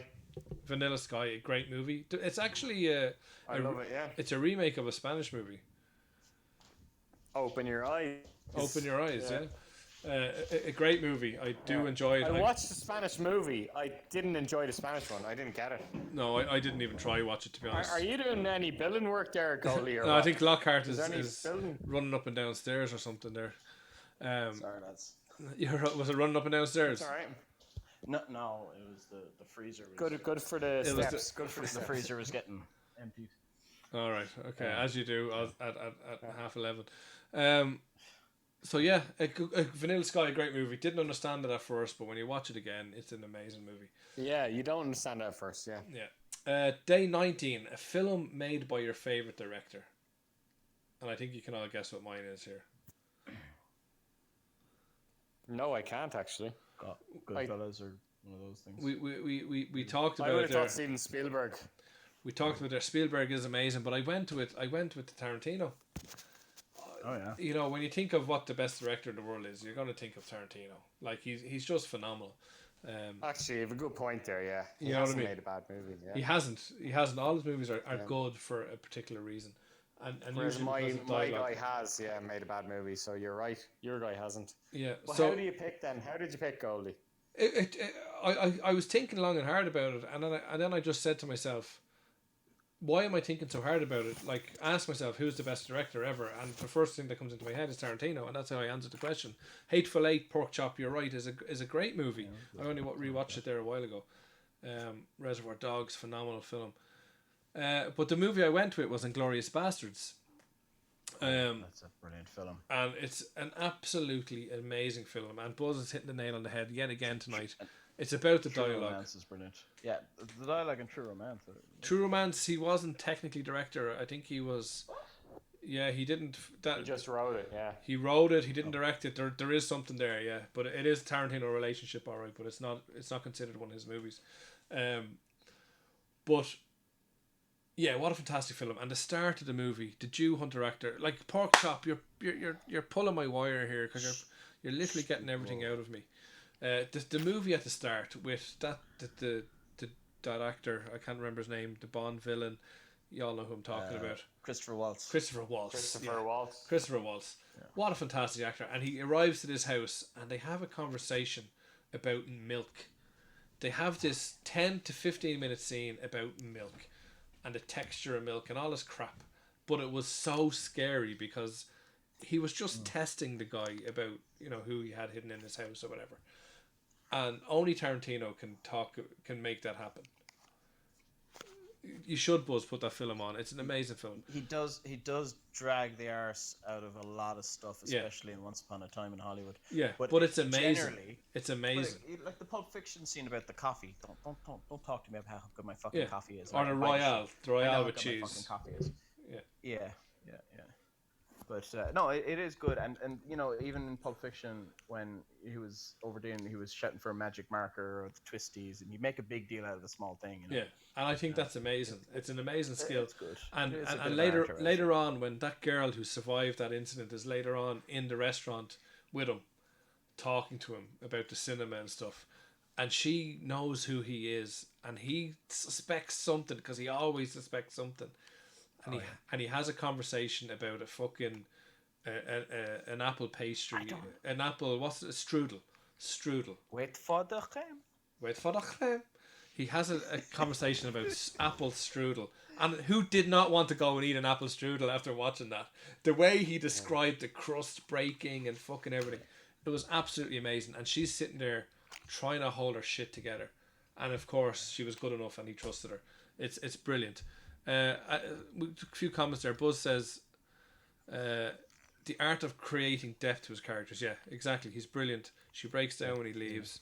It's filmmaking rather than making a movie for Sony. Yeah, it absolutely is. When Buzz. she breaks down when he leaves, and she just gasps for air, but he cuts it short. You only hear the gasp like once or twice. Yeah, because you feel that yourself. He doesn't need to show you. He makes you feel it yourself. He doesn't need to show it to you. It's phenomenal stuff. What's yours, folks? I have to watch that film now tomorrow. Your favourite director there, Charlie? Did we see that film together, Goldie? I can't remember. And me, you, and Russell or something one night. Quite possibly. I think that's a brilliant. Yeah, I think it's a brilliant film. It reminds me always of one of my favourite films as a kid, Where Eagles Dare. You love that film. Yeah, absolutely. Yeah. I can't It's remember who's in basically that like a group of commandos going up against the Nazis. Yeah, it's brilliant. True so story. Guns of Navarone, that type my of stuff. favourite director. Yeah, your favourite director. Story? Yeah, they're true stories. Inception. Inception's a fantastic film. It is. And I love Christopher Nolan. I think he's brilliant. Now, when you said Tarantino, you're actually right. Tarantino hasn't made a bad film. I think Christopher Nolan has. I did not like Dunkirk. I don't get it. Yeah, Dunkirk But every is other very one of his poor. films. Yeah. I've loved every one of his other films. I think they're breathtaking. So, for me, my favourite director is Christopher Nolan. And Inception, I've watched it over and over and over. I think it's just a genius piece of work. I still don't fully get it. Yeah, for me, it's a fantastic film. Buzz says that Inception was a side project for Nolan, that he got funded by agreeing to do the Batman trilogy. I actually heard that before, you're right, yeah. And it's what a great movie it is. But it's one of those movies, it's like The Sixth Sense for me. The Sixth Sense was a fantastic film, but you watch it again, it doesn't have the same attraction or the same feel to it. You know what I mean? There's movies that you can only watch one time to truly experience it. When you watch Inception again, there's a little bit lost on you, I think. You think? I don't know. Once the twist, that's Having Shyamalan. said that, I think Interstellar is better time. Interstellar was a fantastic movie, and the end ruined it for me for Interstellar. I think I didn't like it first time I saw it, and when I saw it again, I haven't watched it later on, again because it annoyed me so much. The ending made no sense I do whatsoever. think the guy's a genius. I think he's got a vision. I think somehow he's got enough clout that he can get his vision through rather than... There's no doubt that he's studios. produced great movies, and we do look forward to more. Yeah, and I'm very excited about his next one. Some spy drama. So, Yeah, Tenet, I think it's called. Tenet, that's right, it's out soon. Mike, what about you, Lockhart? Oh, I think I'd probably go with comedy, maybe the Farrelly brothers, Dumb and Dumber. Wedding. Joseph and Irene. You know, it's such an art to make people laugh, and you know, if you can laugh out loud on your own in a room when you're watching something, that is an absolutely true testament to somebody's art. Like, because it's easy to laugh in a film when it's funny and everyone laughs. You get wrapped up in it, the whole movie experience, and it's good. And that's enjoyable, and you come away with a memory from the film being enjoyable. If you stick on a film 30 years later and it's it's still funny and it's still laugh out loud funny. It's something special, you know. I fully agree. To bring, so I'd go with either the Farley brothers or the Coen brothers. That's quite brilliant. Like Big Lebowski, but Farley brothers are quite like the slapstick humor of Me, Myself, and Irene and Dumb and Dumber. Yeah, absolutely fantastic. And I always think of that line. So you think there's a chance? I always think of that line. but there, you know a movie is good as well, and that smile. Yeah, but you know a movie is good when you start using lines from it in everyday life. Do you know what I mean? Go, man. Just go. How often, like, how many times a month do you say, so you're telling me there's a chance? Like, I say that quite a bit every month. Do you know what I mean? In various different circumstances, because it's remember the bit with it's the bird? useful. He sells the bird to the blind guy. Yeah, the dead bird. Like, it's a fantastic movie. Yeah, he sellotapes the head. That is, I actually think Lockhart. Yeah. I can remember seeing that film with one of my mates, it's probably. You're kind of breaking it up on us there again, Charlie. You need to get the 5G, bud. You need to get the 5G. I know, but I don't want to get cancer. We lost you there for a minute. Excuse me, Flo. we lost you there. You said you watched it with a friend, did you? Yeah, in the cinema, and I remember genuinely falling out of my chair laughing. I couldn't breathe, and I was panicking because I couldn't breathe. And I remember them wearing the suits. And at my brother's wedding, two lads wore. Do you remember the kind of pink and the at the end, the ski lodge? Yeah, and the crushed. So at my youngest brother's wedding, two lads wore those suits, and I remember I couldn't wait to go up to see them and introduce myself to them and say, I know exactly where you're coming from. I presume everyone did, but maybe they didn't. You see, I'd imagine maybe guys in their 20s wouldn't get it. No. Yeah, I love it. If I had the chance to wear one of those blue suits with the top hat and a crushed cravat or something, I'd jump at it. You just can't beat it. Yeah, you can't beat it. But it's a great film. I almost wet my pants when he was on the back of the bike and he goes, I need to pee. And he goes, just go, man, just go. And it's warm. It's just, oh my god, I almost let it go. Great movie. We're generating and amazing memories. Where the woman in the wheelchair asked him to go in and buy stuff for her. Is that the same film? That does drink a bell. She said she's in a wheelchair and she says, "Would you go in and buy me this stuff?" That's he goes in and buys all this random shit. Yeah. Oh, maybe it is. Yeah, maybe it is. Me, Myself, and Irene. Yeah. Same director though, yeah. Yeah, no, great movies. Oh, is it? Really? Yeah. Okay, folks, let's get back. We've got one more left before we actually genuinely finish the show. Day 20, a film that changed your life. Now, come on. What fucking type of question is that? A film that changed your life. How tough is that? Did you come up with an answer, Charlie? I did. It was really easy, Goldie. Yeah, oh, really? To the others. Wow. Yeah. I found this one tough. Go on. Okay. Do you want me to go? I'd love you to. Rope by Alfred Hitchcock. Yeah. All right. Okay. I wasn't expecting that one. Talk to me. Have you seen it, Lockhart? Not all of it. No, I fell asleep. Okay.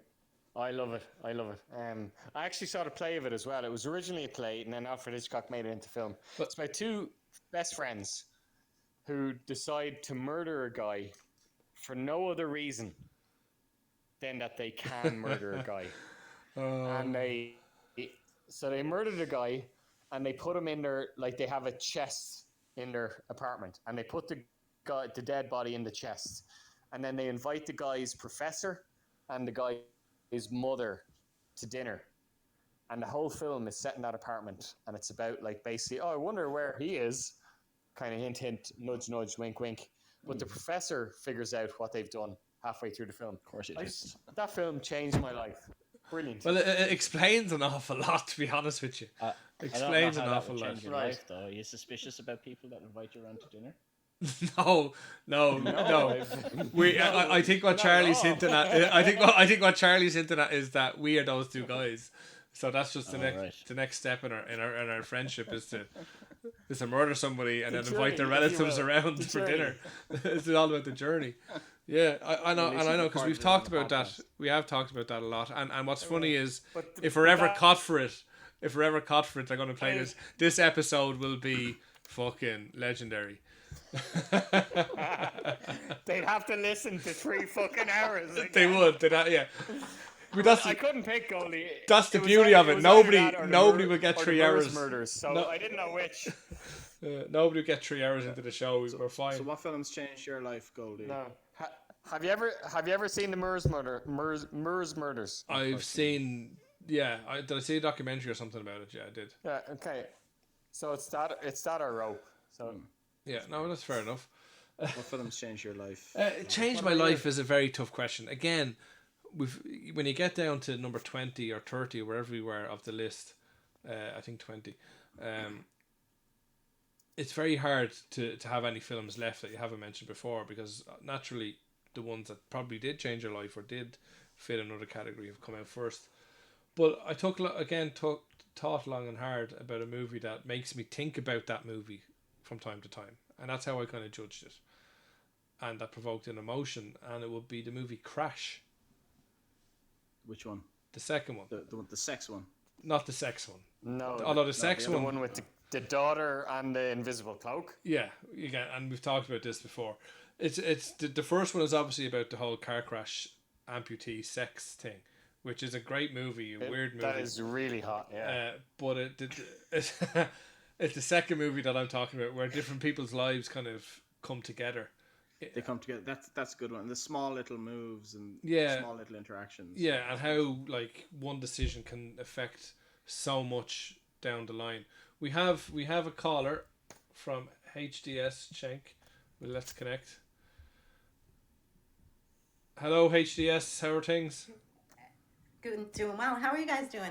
Not too bad, not too bad. Oh, is this have you been on our show before? I have. What- Years ago. What was your name on the show again? It escapes me at the moment. It escapes me too. Probably for the better. What's your mother's maiden name and your fucking pet fish? Like, what was your first pet's name? That's your name. My put in first that pet's name, passwords. Benji. Benji Boyle. That's Benji it. Boyle. Oh, you're right, Benji Boyle. Benji Boyle is back on the show. Welcome back, Benji. Goldie, you have a great memory. Well done. Would I be right in thinking the last time Benji Boyle you were live actually in studio? I was. You were right, sitting right Benji. beside me, Benji. You were absolutely. We had a good show. I miss it, Goldie. I'm sure you do. Charlie too. I know. I bet you miss both of us equally. We hope to have you back next year, sure. Hopefully in April. Hopefully in April. Yeah, we hold our breaths. So tell us, what has you calling in tonight? Has something piqued your This is interest? Exactly. Yes, the movie that has changed my life is exactly what I talked about when I was there. The Fighter. The Fighter. Yeah, The Yeah. Fighter. Yeah. It definitely changed my life because it was my regular world, my everyday life, and then I have these. Well, he was then an Academy Award winner, Christian Bale, and You betted him. David O. You Russell. betted him for one night, I believe. I what? You betted him. I betted him. Betted him, Yeah. as in bed. Yeah, you slept with him. Yeah, okay. I met his wife as well. Yeah, I know. That's the world we live in. Same night. Same night. No. Not the same No, it night. was- Different night. It was interesting to see them in my kind of regular world, and them coming from Hollywood and just being just regular people, and not dressed up in ties, going to the Golden Globes or anything like that, which they did after. But I mean, it was interesting to speak with them as normal people in my weird world. Is his wife an actress or? Christian Bale?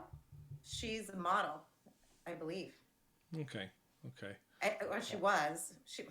I don't So think she talk used to do talk to anything. us about why The Fighter was such a big movie, and impact on your life. You say you lived it every day.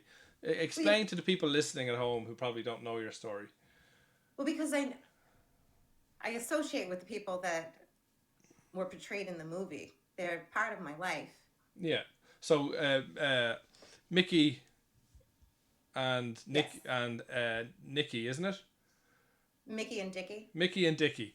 Mickey and Dickie were a big part of your life. Yeah, for a good decade at that point, I'd say. Well, maybe, yeah, about that. The movie seems like it came out yesterday, but it's over. I think it's over a decade old now. Yeah, yeah, no, absolutely. Yeah, I would see them at the supermarket and, just in the gym and just in passing. And Mickey's daughter did my hair. And then to have people from Hollywood come out and play them, it was kind of surreal. Yeah, and you're obviously a part of the movie making process as well, because they would have socialized with you and tried to get a feel for Mickey and Dickie and all that. And yeah, they did. And when I was in the gym and they were filming at the time, I'd say, yeah, they weren't actually filming, but they were, going over the motions and the next day. And I was just there to train. I had nothing to do with it, but to sit down and speak to David O. Russell, he was incredible. He was just such a normal person, but he does have a history of flipping out. So doesn't Christian Bale. Yeah. On set, they have a reputation for being hot-headed on they set. absolutely do. They absolutely do. Thanks a million for sharing that with us, Benji. And it's absolutely amazing to have you back on the show after so long. It really is. I know. We're I've missed it. Yeah. Unusual username, Benji. Yeah, What's I got it mean? something. Are you dyslexic or? Yeah, I'll have to message in on the side on that one. That's okay. That's fair enough. We don't mind doing Good night, things. guys. Okay, good night, Benji. Thanks very much for calling in. It's great to have you. Good to hear you again. All right, I'm single now, Benji. I'm single now, just so you know. So it's on. You're, so am I, she says. Here we go. Bring on April. Okay, bring on the devils. Bring on the devils. We need to start up that group again. Okay, thanks a million, Benji. Good night. Bye, guys. Oh, absolutely amazing. Okay, so our final. Sorry, did I say Crash? The Crash, yeah, it's a movie about all the different people's lives, and the scene where his daughter or her dad is about to get shot, and she runs up and says, "Daddy, here's my secret cloak or my protective cloak," and jumps up into the arms and gets shot. It's such a powerful moment, how a child would try to protect her father. Fantastic and moving moment for me, and it's something that I reflect on every now and again, and does bring me to tears, I suppose, from time to time. What is yours? Do you think if you still watched it, would have had that same emotional impact for you? Like, More so, I think if I was to watch that now, I'd probably break down. To be honest with you. Wow. Yeah. I have a similar moment, and again, I think they're all related to mortality, huh? True. My girl, for me, Macaulay Culkin dying of the bees, her best friend, growing up, and I must have been about 10 maybe when I saw it. But at the time, you never think that anything bad can happen, and I guess growing up in Ireland, nothing bad really does that bad anyway. And especially when you're a kid, you're quite sheltered from outside of big cities. So when Macaulay Culkin died, it brought a whole Jesus, people can die, and it brought the whole mortality thing to the fore. So I think that it was kind of and young people, yeah. Yeah, it was a bit of a. I actually never saw the movie as a kid because I was aware of that, and it's just something that I never went to see, because I knew there was people were saying, "Oh, it's so emotional," and me as a little kid, obviously not going to be interested in being emotional. I think it was designed for kids for that reason. No, it was, but maybe I protected myself from a little bit. But interesting. Yeah, that was it. It's funny that the three of us would pick something related to mortality there. It's interesting. It's maybe very revealing. What did you pick again, girl Charlie? In My Girl, She survived. She survived. Rope. Oh, Rope. No, I mean, did the girl go on to be a big actress? I'm guessing she did. I'm trying to think now. I no, can I picture don't her think as so. a kid. I don't think she did. I think she did. I can see her as a kid in My Girl. I think she did go on, or at least kind of went on to be famous. Let us check. What's her name? Let us check here now. Okay. I don't think What's she her did name? though. I think she did. Her name Moderately famous. is. I don't trust you, so I'm checking it up myself. Anna Chumulsky. Anna Chumulsky. She did go on to be a bit famous. She did. Not as famous as Macaulay Culkin. She was in. No, she wasn't in that. And great, like. No. To be fair. Have you seen all the movies she was in? No, but like I just had to look at the list there, and there's nothing that stands out. So she had a career, let's say. You know, Yeah, we can. in the movies. Oh, in she the was in movies. Yeah, Uncle but Buck. nothing to be fucking writing home about, though. Realistically, No. you know. No. But something that's I didn't write home about any of them. a good memory for her, I suppose. Folks, that does bring us to the conclusion of the show. We're not fighting for time at the moment because we're just under the 3 hours by 4 minutes and 45 seconds. She was in My Girl too. Yeah, well, obviously Weekend she's at in the the next one. Folks, honestly, Did you see that card? Is that any Weekend at Bernie? good? I never No, even knew no. there was one. No, I didn't know. Okay. I I never knew. just I'm traumatized. realizing I know where I know her from. I love the show Veep. I don't know. Do you like it? No, not really. It's so funny. It's really funny. Okay. I've never seen She's that in movie. Okay, we're gonna do, It's folks. No, it's a TV show. Folks, we're at the end of our show. Thanks to everybody who tuned in tonight. We had a very busy show tonight with people calling in. Charlie, obviously, Lockhart, fantastic to have you on. Brittany, Boston Chick. I didn't call in, Goldie. Well, you did call in, like, you know, you technically did call And then in. he hung up and called in and hung Yeah, up. but I called in. I'm actually part of the show. I know you're part of the show, but you know, thanks to Ruti, thanks to Apostle Guy in Bismarck, thanks to Lockhart, active you and I listener, gotta talk about where we're going from here. thanks to Pork Chops, Buzz, thanks to everyone who called in. Only 2 people entered our draw for a clone of Willie, and it is Lockhart and Buzz. So let's Both is the most love, but Jesus. do a live paper draw on the next show. We do it on the next show, will we? Yeah, do a live paper draw. Okay, because I was trying to figure out. You're on. You Yeah. have the camera there. Oh no, you don't have the camera. No, we'll do it on the next show, and we'll hopefully have it ready by then as well, so we can actually show you what it looks like. I gotta go. Well, maybe we'll open up the next show to it as well. We'll push the boat out a That'd be little bit. brilliant. That would be brilliant, Goldie. Yeah. Yeah, Come on. absolutely. Listen, folks, thanks very much for tuning in. I've been Goldie Metcalf. I'm still Charlie on. Lockhart. I'm still here. Lockhart is still here. Signing off. And we've all been Midnight in Baghdad. Good night. God bless. Talk to you soon. Take care. All the best, guys. Bye-bye.